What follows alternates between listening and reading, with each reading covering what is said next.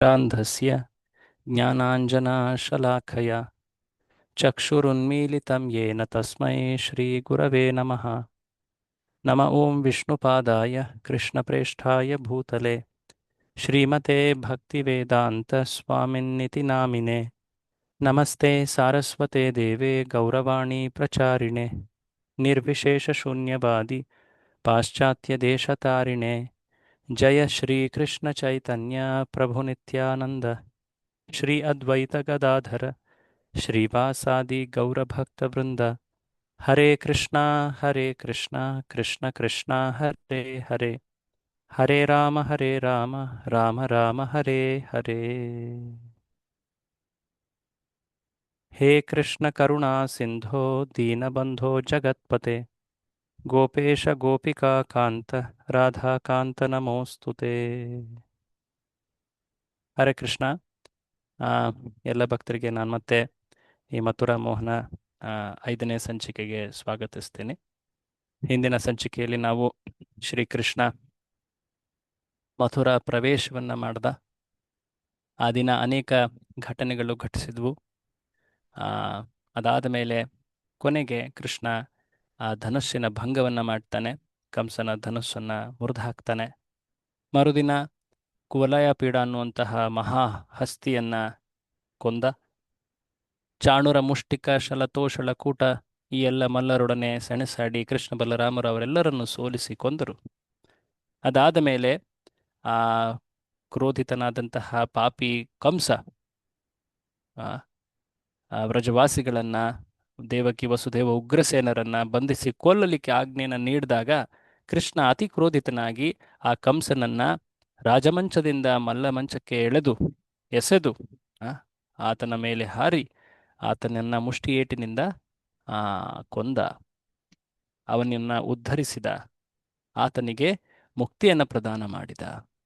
ಈ ಮಾತನ್ನು ನಾವು ಹಿಂದಿನ ಚರ್ಚೆಯಲ್ಲಿ ನೋಡಿದ್ವಿ. ಮಥುರಾ ವಿಜಯವನ್ನು ನಾವು ನೋಡಿದ್ವಿ. ಅದಾದ ಮೇಲೆ ಕೃಷ್ಣ ಹೇಗೆ ತನ್ನ ತಂದೆ ಆದಂತಹ ನಂದ ಮಹಾರಾಜನನ್ನು ಸಾಂತ್ವನಗೊಳಿಸಿ ವೃಂದಾವನಕ್ಕೆ ಮರಳಲಿಕ್ಕೆ ವಿನಂತಿಸ್ತಾನೆ. ಅದಾದ ನಂತರ ಗುರುಕುಲವಾಸ. ಆ ಗುರುಕುಲವಾಸದಲ್ಲಿ ಕೃಷ್ಣ 64 ದಿನಗಳಲ್ಲಿ ಆ ಚತುರ್ದಶ ವಿದ್ಯೆ, ನಂತರ 64 ಕಲೆಗಳನ್ನು ಎಷ್ಟು ಚಾಣಾಕ್ಷನಾಗಿ ಎಷ್ಟು ಬೇಗನೆ ಅದೆಲ್ಲವನ್ನ ಪಾರಂಗತ ಮಾಡ್ಕೊಳ್ತಾನೆ. ಪರಮಪುರುಷನಿಗೆ ಗುರುಗಳ ಸ್ವೀಕೃತಿ ಇದರ ಅಗತ್ಯ ಇಲ್ಲ. ಎಲ್ಲ ಜ್ಞಾನವೂ ಅವನಲ್ಲಿ ಪೂರ್ಣವಾಗಿದೆ, ಸಚ್ಚಿದಾನಂದ. ಆದರೂ ಕೂಡ ಸಾಮಾನ್ಯರಿಗೆ, ಜಗತ್ತಿಗೆ, ಜನತೆಗಳಿಗೆ ಒಂದು ಉದಾಹರಣೆಯನ್ನು ಪ್ರಸ್ತುತ ಮಾಡಲಿಕ್ಕೆ ಕೃಷ್ಣ ಬಲರಾಮರು ಈ ಗುರುವನ್ನು ಸ್ವೀಕರಿಸಿ ಗುರುಕುಲದಲ್ಲಿ ವಿದ್ಯೆಯನ್ನು ಪಡೆದರು. ಸಾಂದೀಪನಿ ಮುನಿ ಅವರ ಗುರು. ಕೊನೆಯಲ್ಲಿ ಗುರುದಕ್ಷಿಣೆಯ ರೂಪದಲ್ಲಿ ಅವರು ಸಾಂದೀಪನಿ ಮುನಿಗೆ ತನ್ನ ಮೃತ ಪುತ್ರನನ್ನ ಯಮಲೋಕದಿಂದ ಕರೆತಂದು ವಾಪಸ್ ನೀಡ್ತಾರೆ. ಈ ಕಾರ್ಯ ತುಂಬ ಅಸಾಧಾರಣ. ಭಗವಂತನ ಶ್ರೀಕೃಷ್ಣನ ಸರ್ವೋಚ್ಚ ಸ್ಥಿತಿಯನ್ನು ನಾವಿಲ್ಲಿ ಕಾಣಬಹುದು. ಕರ್ಮ ನಿಯಮಕ್ಕೂ ಮೀರಿ ಆತನ ಕಾರ್ಯಗಳು ಅಸಾಧಾರಣ ಅನ್ನೋದನ್ನು ನಾವಲ್ಲಿ ಕಾಣ್ತೀವಿ. ಅದಾದ ಮೇಲೆ ಕೃಷ್ಣ ಈಗ ಮರಳಿ ಮಥುರೆಯ ಕಡೆ ಬಂದಿದ್ದಾನೆ. ಸುಮಾರು 12 ವರ್ಷ ವಯಸ್ಸು ಆತನಿಗೀಗ. 12 ವರ್ಷ ಇನ್ನು ತುಂಬಿಲ್ಲ.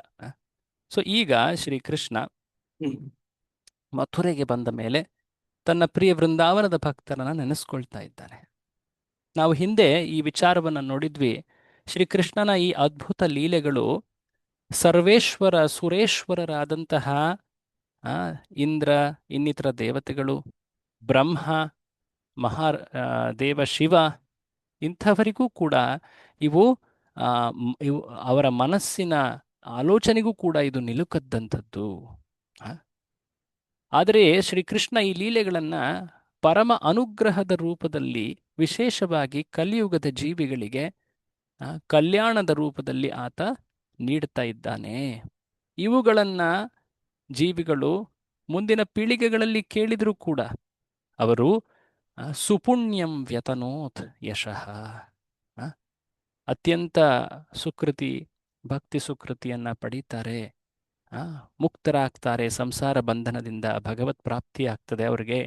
ಇದು ಭಗವಂತನ ಉದ್ದೇಶ. ಆ ಅದ್ವಿತೀಯ ಲೀಲಾ ಪ್ರದರ್ಶನದ ಹಿಂದೆ. ನಾವು ಹಿಂದೆ ಈ ಎಲ್ಲ ಲೀಲೆಗಳನ್ನು ನೋಡಿದ್ದೀವಿ.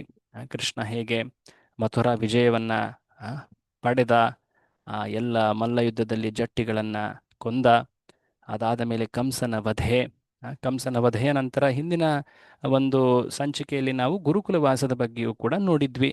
ಆ ಚರ್ಚೆಯ ಕೊನೆಯಲ್ಲಿ ಹೇಗೆ ಕೃಷ್ಣ ಆ ಗುರುಪುತ್ರನನ್ನು ಹುಡುಕಿಕೊಳ್ಳುತ್ತಾ ಪಂಚಜನ ಎನ್ನುವಂತಹ ಒಬ್ಬ ಅಸುರನನ್ನು ಕೊಲ್ತಾನೆ. ಅದಾದ ಮೇಲೆ ಯಮಲೋಕಕ್ಕೆ ತೆರಳಿ ಯಮನ ಆ, ಯಮನ ಯಮನ ಯಮನಿಗೆ ಒಂದು ಅನುಗ್ರಹದ ರೂಪದಲ್ಲಿ ತನ್ನ ದರ್ಶನವನ್ನು ನೀಡಿ ಅಲ್ಲಿ ಶಂಖನಾದವನ್ನು ಮಾಡ್ತಾನೆ. ಅದಾದ ಮೇಲೆ ಕೃಷ್ಣ ಈಗ ಆ ಗುರುಪುತ್ರನನ್ನ ತನ್ನ ಗುರುವಿಗೆ ಪ್ರದಾನ ಮಾಡಿ ಈಗ ಮಥುರೆಗೆ ಮರಳಿದ್ದಾನೆ. ಈಗ ಕೃಷ್ಣ ಆ ಕೆಲವು ತಿಂಗಳುಗಳು ಈಗ ಕಳೆದು ಹೋಗಿವೆ. ವೃಂದಾವನದ ಭಕ್ತರಾದಂತಹ ನಂದ ಮಹಾರಾಜನಿಗೆ ಕೃಷ್ಣ ಹೇಳಿದ್ದ, ಬೇಗನೆ ನಾನು ವೃಂದಾವನಕ್ಕೆ ಮರಳುತ್ತೀನಿ ಅಂತ. ಕೆಲವು ತಿಂಗಳಷ್ಟೇ ಘಟಿಸಿದೆ. ಆದರೆ ಕೃಷ್ಣ ತಕ್ಷಣವೇ ತನ್ನ ವೃಂದಾವನದ ಭಕ್ತರನ್ನ ಸ್ಮರಿಸ್ತಾ ಇದ್ದಾನೆ. ಆತ ಯಾವಾಗಲೂ ಕೂಡ ಈ ಪ್ರಿಯ ಭಕ್ತರನ್ನ ನೆನಪಿಸ್ಕೊಳ್ತಾ ಇದ್ದಾನೆ. ಅವರ ಸಾಂತ್ವನಕ್ಕೋಸ್ಕರ ಅವರು ತನ್ನ ವಿರಹದಲ್ಲಿ ಎಷ್ಟು ನೋವನ್ನ ಬಳಲ್ತಾ ಇರಬಹುದು ಅನ್ನೋ ಒಂದು ಊಹೆ ಮಾಡ್ತಾ ಕೃಷ್ಣ ತನ್ನ ಪ್ರಿಯ ಭಕ್ತನಾದಂತಹ ಉದ್ಧವನನ್ನ ವೃಂದಾವನಕ್ಕೆ ಕಳುಹಿಸುತ್ತಿದ್ದಾನೆ. ಈ ಚರ್ಚೆ ಈಗ ಇಲ್ಲಿ ಬರ್ತದೆ. ಈ ಚರ್ಚೆಯನ್ನು ನೋಡ್ಲಿಕ್ಕೂ ಮುಂಚೆ ಒಂದೆರಡು ಅಂಶಗಳನ್ನು ನಾವು ಸಾಮಾನ್ಯ ರೂಪದಲ್ಲಿ ಕೃಷ್ಣ ಹೇಗೆ ಇದನ್ನು ನೀಡ್ತಾನೆ ಅನ್ನೋದನ್ನ ನಾವು ತಿಳ್ಕೊಳ್ಬೇಕು. ನೋಡಿ, ಕೃಷ್ಣ ಆ ಸಮಯದಲ್ಲಿ ಉದ್ಧವನನ್ನ ಕರೆಯುತ್ತಾನೆ. ಯಾರು ಈ ಉದ್ಧವ? ಈ ಉದ್ಧವನ ಪರಿಚಯವನ್ನ ಅಲ್ಲಿ ಶುಕಮುನಿಗಳು ನೀಡ್ತಾರೆ. ಉದ್ಧವನ ಪರಿಚಯವನ್ನ ನೀಡ್ತಾ ಅಲ್ಲಿ ಹೇಳ್ತಾರೆ,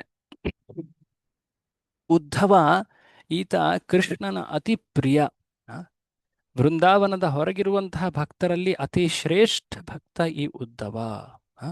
ಈ ವರ್ಣನೆಯನ್ನ ಇಲ್ಲಿ ಹೇಳಲಾಗತ್ತೆ. ಒಂದು ನಿಮಿಷ, ಇದನ್ನ ಚೆಕ್ ಮಾಡ್ತಾ ಇದ್ದೀನಿ.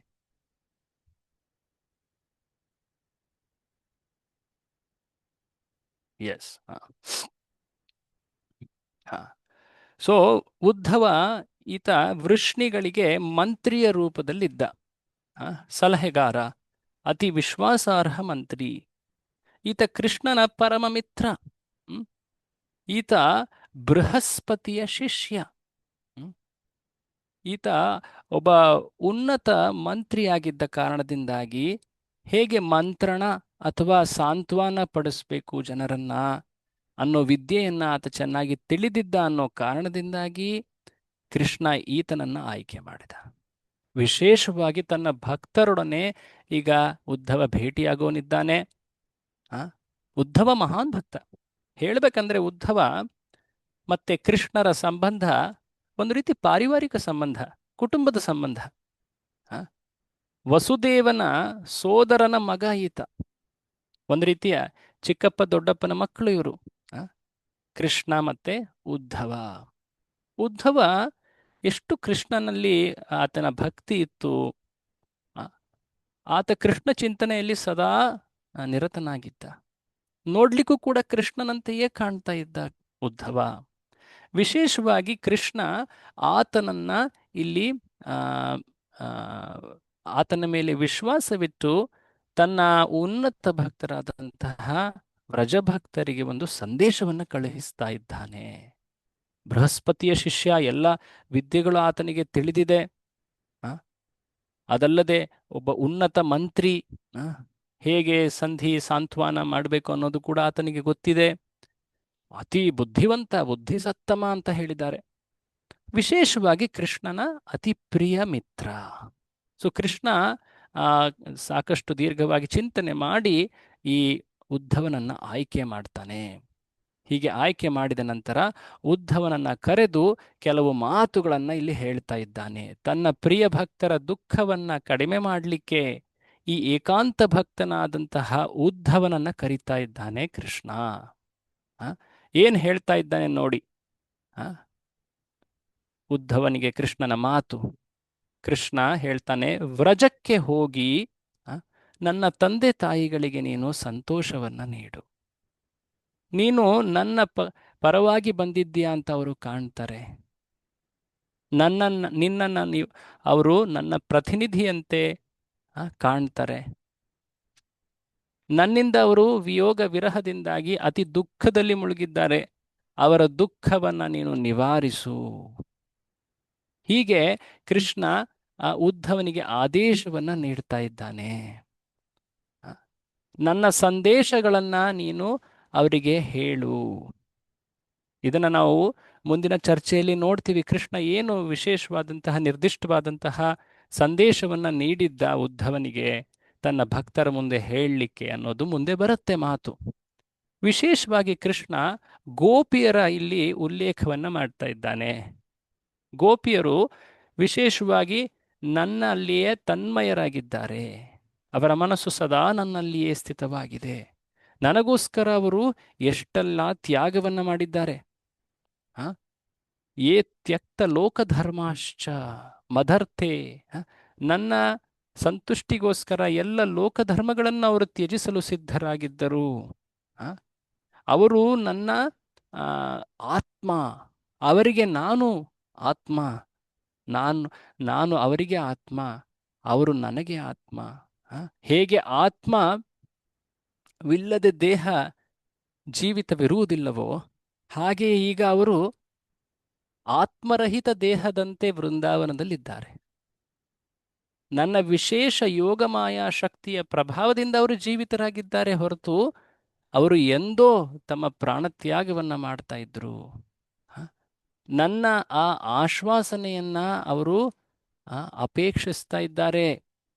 ಕೃಷ್ಣ ಹೇಳಿದ್ದ ಬೇಗನೆ ಬರ್ತೇನೆ ಅಂತ, ಮತ್ತೆ ನಂದನಿಗೂ ಕೂಡ ಅದೇ ಮಾತನ್ನ ಹೇಳಿದ್ದಾನೆ. ಹಾಗಾಗಿ ಕೃಷ್ಣ ಬರ್ತಾನೆ ಅಂತ ಅವರು ಕಾಯ್ತಾ ಇದ್ದಾರೆ. ಅವರನ್ನು ಪೋಷಿಸುವಂತಹ ಜವಾಬ್ದಾರಿ ನನ್ನದು. ನಾನು ಅವರ ಸ್ಮರಣೆಯನ್ನ ಮಾಡ್ತಾ ಇದ್ದೀನಿ. ನನ್ನ ವಿರಹದಲ್ಲಿ ಅವರು ಅತಿ ಉತ್ಕಂಠದಲ್ಲಿದ್ದಾರೆ. ಹೇ ಉದ್ಧವ, ದಯವಿಟ್ಟು ನೀನು ವೃಂದಾವನಕ್ಕೆ ಹೋಗು. ಸೊ ಇಲ್ಲಿ ಕೆಲವರು ಹೇಳಬಹುದು, ಅಷ್ಟೊಂದು ವೃಂದಾವನದ ಭಕ್ತರಿಗೆ ಕೃಷ್ಣನ ಕುರಿತಾಗಿ ವಿರಹವಿತ್ತೆಂದರೆ ಅವರೇಕೆ ವೃಂದಾವನವನ್ನು ತೊರೆದು ಮಥುರೆಗೆ ಬರಲಿಲ್ಲ ಅಂತ ಅಲ್ವಾ? ಈ ಮಾತು ಇಲ್ಲಿ ಚರ್ಚೆ ಆಗ್ತದೆ. ನೋಡಿ, ವೃಂದಾವನದ ಭಕ್ತರು ವಿಶೇಷವಾಗಿ ಶ್ರೀಕೃಷ್ಣನ ಕುರಿತಾಗಿ ಅವರ ಭಾವ ಏನಿತ್ತು ಅದು ವಿಶೇಷದ್ದಾಗಿತ್ತು. ಶ್ರೀಕೃಷ್ಣ ಅತಿ ನೈಸರ್ಗಿಕ ರೀತಿಯಲ್ಲಿ ಸರಳ ಗೊಲ್ಲನಂತೆ, ನಟವರನಂತೆ, ಗೋಪಬಾಲಕನಂತೆ ಹೇಗೆ ಆ ವೃಂದಾವನದ ಕಾಡುಗಳಲ್ಲಿ ಹಸುಗಳನ್ನು ಕರುಗಳನ್ನು ಮೇಯಿಸ್ತಾ ಸಂತೋಷದಲ್ಲಿ ತನ್ನ ಮಿತ್ರರ ಜೊತೆ ಆಟವಾಡುತ್ತಿದ್ನಲ್ವಾ, ಆ ಸ್ವರೂಪಕ್ಕೆ ಅವರು ಅತಿ ಆಕರ್ಷಿತರು. ಈಗ ಅವರು ಮಥುರೆಗೆ ಬಂದರೆ ಅಲ್ಲಿ ಕೃಷ್ಣನನ್ನ ರಾಜಕುಮಾರನಾಗಿ ಕಾಣ್ತಾರೆ. ಹಾಗಾಗಿ ನನಗೂ ಕೂಡ ಅವರ ಮುಂದೆ ಈ ರೀತಿಯಾಗಿ ಪ್ರಕಟವಾಗಲು ಇಚ್ಛೆ ಇಲ್ಲ. ಯಾಕಂದ್ರೆ ಅದು ಅವರಿಗೆ ಸಂತೋಷವನ್ನು ನೀಡೋದಿಲ್ಲ. ಅದಲ್ಲದೆ ಅವರೂ ಕೂಡ ನನ್ನನ್ನು ಈ ರೀತಿ ಕಾಣಲಿಕ್ಕೆ ಬಯಸೋದಿಲ್ಲ. ಅವರು ನನ್ನನ್ನು ನನ್ನ ಅತ್ಯಂತ ಇಚ್ಛಿತವಾದಂತಹ ನನ್ನ ಅತಿ ಸಹಜ ನೈಸರ್ಗಿಕ ಭಾವವಾದಂತಹ ಆ ಶ್ಯಾಮಸುಂದರ ವೃಂದಾವನ ನಟವರ ರೂಪದಲ್ಲಿ ನೋಡಲಿಕ್ಕೆ ಬಯಸ್ತಾರೆ. ಹಾಗಾಗಿ ನಾನು ಅವರ ಬಗ್ಗೆ ಚಿಂತಿಸ್ತಾ ಇದ್ದೀನಿ. ಉದ್ಧವ, ದಯವಿಟ್ಟು ನೀನು ಈಗ ಅವರನ್ನ ಭೇಟಿಯಾಗಲಿಕ್ಕೆ ವೃಂದಾವನಕ್ಕೆ ತೆರಳು ಅಂತ ಹೇಳ್ತಾ ಇದ್ದಾನೆ ಕೃಷ್ಣ. ಇಲ್ಲಿ ನಾವು ವೃಂದಾವನದ ಭಕ್ತರ ಭಕ್ತಿಯನ್ನ ಸರಿಯಾಗಿ ಅರ್ಥ ಮಾಡ್ಕೊಳ್ಬೇಕು. ನೋಡಿ, ಶ್ರೀಲ ಪ್ರಭುಪಾದರು ಒಂದು ತಾತ್ಪರ್ಯದಲ್ಲಿ ಭಕ್ತಿ ಅಂದ್ರೆ ಏನು ಅನ್ನೋದನ್ನ ತುಂಬಾ ಸರಳವಾಗಿ, ಅಷ್ಟೇ ನಿಖರವಾಗಿ ಅದರ ಬಗ್ಗೆ ಹೇಳ್ತಾರೆ. ಇಲ್ಲಿ ನಾನು ಯಾವುದಾದ್ರೂ ಒಬ್ಬ ಭಕ್ತರ ಸಹಾಯ ಬೇಡ್ತೀನಿ. ದಯವಿಟ್ಟು ಇಲ್ಲಿ ಕಾಣುವಂತಹ ಈ ಪ್ಯಾರಾಗ್ರಾಫ್ ಅನ್ನ ಓದಿ. ಯಾರು ಓದ್ತೀರಾ? ಹರೇ ಕೃಷ್ಣ ಪ್ರಭು. ಓದಿ, ಜ್ಯೋತಿ ಮಾತಾಜಿಯವರೇ ಓದಿ. ಹರೇ ಕೃಷ್ಣ ಪ್ರಭು, ದಂಡವತ್ ಪ್ರಣಾಮಗಳು. ಕಬ್ಬಿಣವು ಚುಂಬಕದಿಂದ ಆಕರ್ಷಿತವಾಗುವುದು ಸಹಜ. ಅದೇ ರೀತಿ ಎಲ್ಲ ಜೀವಿಗಳು ಕೃಷ್ಣನತ್ತ ಆಕರ್ಷಿತರಾಗುವುದು ಸಹಜ. ಆದ್ದರಿಂದ ಭಗವಂತನ ನಿಜವಾದ ಹೆಸರು ಕೃಷ್ಣ, ಅಂದರೆ ಎಲ್ಲವನ್ನೂ ಆಕರ್ಷಿಸುವವನು. ಬೃಂದಾವನದಲ್ಲಿ ಈ ಆಕರ್ಷಣೆಯ ಉದಾಹರಣೆಗಳು ಸ್ಪಷ್ಟವಾಗಿವೆ. ನಂದ ಮಹಾರಾಜ, ಯಶೋಧಾದೇವಿ, ಶ್ರೀಧಾಮ, ಸುಧಾಮ ಮತ್ತು ಇತರ ಗೋವಳ ಮಕ್ಕಳು, ಶ್ರೀಮತಿ ರಾಧಾರಾಣಿ ಮತ್ತು ಅವಳ ಸಹಚರಿಯರು, ಹಕ್ಕಿಗಳು, ಮೃಗಗಳು, ಹಸುಗಳು, ಕರುಗಳು ಎಲ್ಲರೂ ಕೃಷ್ಣನತ್ತ ಆಕರ್ಷಿತರಾಗಿದ್ದಾರೆ. ತೋಟಗಳ ಹೂಗಳು ಮತ್ತು ಹಣ್ಣುಗಳು ಆಕರ್ಷಿತವಾಗಿವೆ. ಯಮುನಾ ನದಿಯ ಅಲೆಗಳು ಆಕರ್ಷಿತವಾಗಿವೆ. ಭೂಮಿ, ಆಕಾಶ, ಮರಗಳು, ಗಿಡಗಳು, ಪ್ರಾಣಿಗಳು ಮತ್ತು ಎಲ್ಲಾ ಜೀವಿಗಳು ಕೃಷ್ಣನತ್ತ ಆಕರ್ಷಿತರಾಗಿವೆ. ಇದು ವೃಂದಾವನದ ಸಹಜ ಸ್ಥಿತಿ. ಪ್ರಭುಪಾದರು ಒಂದು ತಾತ್ಪರ್ಯದಲ್ಲಿ, ಭಾಗವತದ ಒಂದು ಶ್ಲೋಕದಲ್ಲಿ ತಾತ್ಪರ್ಯದಲ್ಲಿ ಇದನ್ನ ಹೇಳ್ತಾರೆ. ಸೊ ವೃಂದಾವನದ ಭಕ್ತಿ ಏನಿದೆ, ಅಲ್ಲಿ ನಾವು ಕೃಷ್ಣನ ಕುರಿತಾದಂತಹ ಆಕರ್ಷಣೆಯ ಪೂರ್ಣ ಅಭಿವ್ಯಕ್ತಿಯನ್ನ ಕಾಣ್ತೀವಿ. ಕೃಷ್ಣ ಕೃಷ್ಣ ಅಂದ್ರೇನು? ಮನಸ್ಸನ್ನ ಆಕ್ಚುಲಿ ಹೇಳ್ಬೇಕಂದ್ರೆ ಎಲ್ಲವನ್ನು ಆಕರ್ಷಿಸುವನು. ಸರ್ವಂ ಆಕರ್ಷಯತಿ ಇತಿ ಕೃಷ್ಣ. ಸೊ ಯಾರು ಆಕರ್ಷಣೆಯನ್ನ ಮಾಡ್ತಾನೋ ಆತ ಕೃಷ್ಣ. ಆ ಶಬ್ದವೇ ಆಗಿದೆ. ಆತನ ಮುಖ್ಯ ಗುಣ ಅದು ಎಲ್ಲರನ್ನು ಆಕರ್ಷಿಸುವುದು. ಸೊ ಯಾರ್ಯಾರನ್ನು ಆಕರ್ಷಿಸ್ತಾನೆ ನೋಡಿ. ವ್ಯಕ್ತಿಗಳನ್ನಷ್ಟೇ ಅಲ್ಲ, ಪ್ರಾಣಿಗಳನ್ನ ಅಷ್ಟೇ ಅಲ್ಲ, ಭೂಮಿ, ಆಕಾಶ, ಮರ, ಗಿಡಗಳನ್ನ, ನದಿಗಳನ್ನ, ಗಿರಿಗಳನ್ನ, ಹೂಗಳನ್ನ, ಹಣ್ಣುಗಳನ್ನ ಎಲ್ಲವನ್ನು ಆಕರ್ಷಿಸ್ತಾ ಇದ್ದಾನೆ. ಹಕ್ಕಿ, ಮೃಗ, ಹಸು, ಕರುಗಳನ್ನ. ಜನರ ಬಗ್ಗೆ ಏನು ಹೇಳೋದು? ನಂದ, ಯಶೋಧ, ಮಿತ್ರ ಗೋಪರೆಲ್ಲರೂ, ಗೋಪಿಯರು ಎಲ್ಲರನ್ನೂ ಆಕರ್ಷಿಸ್ತಾನೆ. ವೃಂದಾವನದಲ್ಲಿ ಶ್ರೀಕೃಷ್ಣನ ಅತ್ಯಂತ ಆಕರ್ಷಕ ರೂಪ, ಆತನ ನಿಜ ಸ್ವರೂಪವನ್ನು ನಾವು ಕಾಣ್ತೀವಿ. ಹಾಗಾಗಿ ಅಲ್ಲಿ ಕೃಷ್ಣ ಪೂರ್ಣ ಸ್ವತಂತ್ರನಾಗಿ ತನ್ನ ಸಂಪೂರ್ಣ ಅಭಿವ್ಯಕ್ತಿಯನ್ನ, ಆತನ ಸಂಪೂರ್ಣ ಆಕರ್ಷಕ ಸ್ಥಿತಿಯನ್ನ ಅಲ್ಲಿ ನಾವು ಕಾಣಬಹುದು. ಅದೇ ರೀತಿಯಲ್ಲಿ ಆತನ ಭಕ್ತರಲ್ಲಿ ಎಷ್ಟು ಆ ಆಕರ್ಷಣೆಯ ಪ್ರಭಾವ ಇರುತ್ತೆ ಅನ್ನೋದನ್ನು ಕೂಡ ಪೂರ್ತಿಯಾಗಿ ನಾವು ವೃಂದಾವನದ ಭಕ್ತರಲ್ಲಿ ಕಾಣಬಹುದು. ಹಾಗಾಗಿ ವೃಂದಾವನದ ಭಕ್ತರನ್ನ ಅತಿ ಶ್ರೇಷ್ಠ ಭಕ್ತರು, ಸರ್ವೋನ್ನತ ಭಕ್ತರು ಅಂತ ಪರಿಗಣಿಸಲಾಗ್ತದೆ. ಶಾಸ್ತ್ರಗಳಲ್ಲಿ ಈ ಭಕ್ತಿಯ ಬಗ್ಗೆ ಹೇಳಲಾಗತ್ತೆ, ಸಾಮಾನ್ಯವಾಗಿ ಜನ ಈ ಜಗತ್ತಿನಲ್ಲಿ ಸ್ವಾರ್ಥಿಗಳಿರ್ತಾರೆ. ಕೆಲವರು ತಮ್ಮ ಸ್ವಾರ್ಥದ ಪೂರ್ಣತೆಗಾಗಿ, ಸ್ವಾರ್ಥವನ್ನ ಪಡೆದುಕೊಳ್ಳಲಿಕ್ಕಾಗಿ ವೇದಶಾಸ್ತ್ರಗಳನ್ನ ಪಾಲಿಸ್ತಾರೆ. ಅವರಿಗೆ ಧರ್ಮ ಆಚಾರಕರು ಅಂತ ಹೇಳ್ತಾರೆ, ಧರ್ಮ ಆಚರಣೆ ಮಾಡುವವರು. ಆದರೆ ಅವರು ಆಚರಣೆ ಮಾಡ್ತಾ ಇರೋದು ತಮ್ಮ ಸ್ವಾರ್ಥದ ಪೂರ್ತಿಗಾಗಿ. ಹಾಗಾಗಿ ಅವರನ್ನ ಕರ್ಮಕಾಂಡಿಗಳು ಅಂತ ಹೇಳ್ತಾರೆ, ಕರ್ಮ ಮಾರ್ಗದ ಪಾಲಕರು ಅಂತ ಹೇಳ್ತಾರೆ. ಆ ರೀತಿಯಾಗಿ ಪಾಲನೆ ಮಾಡುವವರಲ್ಲಿ ಕೆಲವರು ನಿಷ್ಕಾಮರಾಗ್ತಾರೆ ಅಥವಾ ಜ್ಞಾನವನ್ನ ಪಡಿತಾರೆ. ಮಾತಾಜಿಯವರೇ, ಇದನ್ನು ಓದ್ತೀರಾ? ಪ್ರಭುಜಿ, ಪ್ರಭುಜಿ, ಓದಿ. ವೇದ ಜ್ಞಾನವನ್ನು ಅನುಸರಿಸುವವರಲ್ಲಿ ಬಹುಮಂದಿ ಪುಣ್ಯ ಪಾಪಗಳನ್ನು ವಿಭಜಿಸಿ ಫಲಪ್ರದ ಕ್ರಿಯೆಗಳ ಮಾರ್ಗವನ್ನು ಅನುಸರಿಸುತ್ತಾರೆ.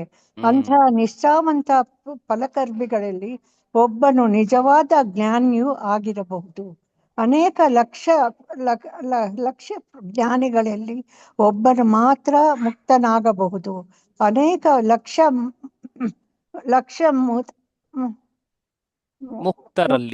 ಮುಕ್ತರಲ್ಲಿ ಒಬ್ಬ ಶುದ್ಧ ಕೃಷ್ಣ ಭಕ್ತನನ್ನು ಕಳುಹಿಸುವುದು ಅತ್ಯಂತ ಕಷ್ಟ. ಕಂಡು ಹಿಡಿಯುವುದು ಅತ್ಯಂತ ಕಷ್ಟ. ಅಂತಹ ಕೃಷ್ಣ ಭಕ್ತನು ನಿರ್ಲೋಭಿ, ಶಾಂತವಾಗಿರುತ್ತಾನೆ. ಅಂತಹ ಭಕ್ತ ಕೃಷ್ಣನಿಗೆ ಅತ್ಯಂತ ಪ್ರಿಯ. ಪ್ರಭುಜಿ, ಧನ್ಯವಾದಗಳು. ನೋಡಿ, ಇಲ್ಲಿ ಒಂದು ಕ್ರಮವನ್ನ ನಾವು ಕಾಣ್ತಾ ಇದ್ದೀವಿ. ಭಗವದ್ಗೀತೆಯಲ್ಲಿ ಕೃಷ್ಣ ಹೇಳಿದ್ದಾನೆ, ಎಷ್ಟು ವಿರಳ ನನ್ನ ಶುದ್ಧ ಭಕ್ತಿಯನ್ನ ಪಾಲಿಸುವವರು ಅಂತ. ಮನುಷ್ಯಾಣಾಂ ಸಹಸ್ರೇಶು ಕಶ್ಚಿದ್ ಯತತಿ ಸಿದ್ಧಯೇ. ಸಾವಿರಾರು ಮನುಷ್ಯರಲ್ಲಿ ಒಬ್ಬ ವ್ಯಕ್ತಿ ಆಧ್ಯಾತ್ಮಿಕತೆಯ ಕಡೆ ಒಲವನ್ನು ತೋರಿಸ್ತಾನೆ, ವೇದಶಾಸ್ತ್ರಗಳನ್ನು ಪಾಲನೆ ಮಾಡಲಿಕ್ಕೆ ಉನ್ಮುಖನಾಗ್ತಾನೆ.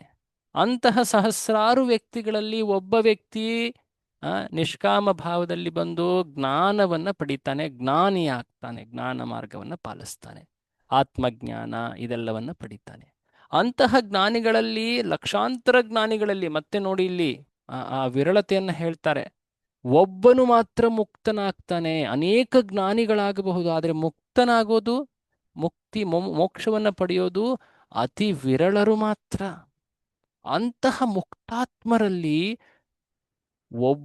ಲಕ್ಷಾಂತರ ಮುಕ್ತಾತ್ಮರಲ್ಲಿ ಒಬ್ಬ ಕೃಷ್ಣ ಭಕ್ತನನ್ನ ಪಡೆಯುವಂತಹ ಸಾಧ್ಯತೆ ಇರುತ್ತೆ, ಶುದ್ಧ ಕೃಷ್ಣ ಭಕ್ತನನ್ನ.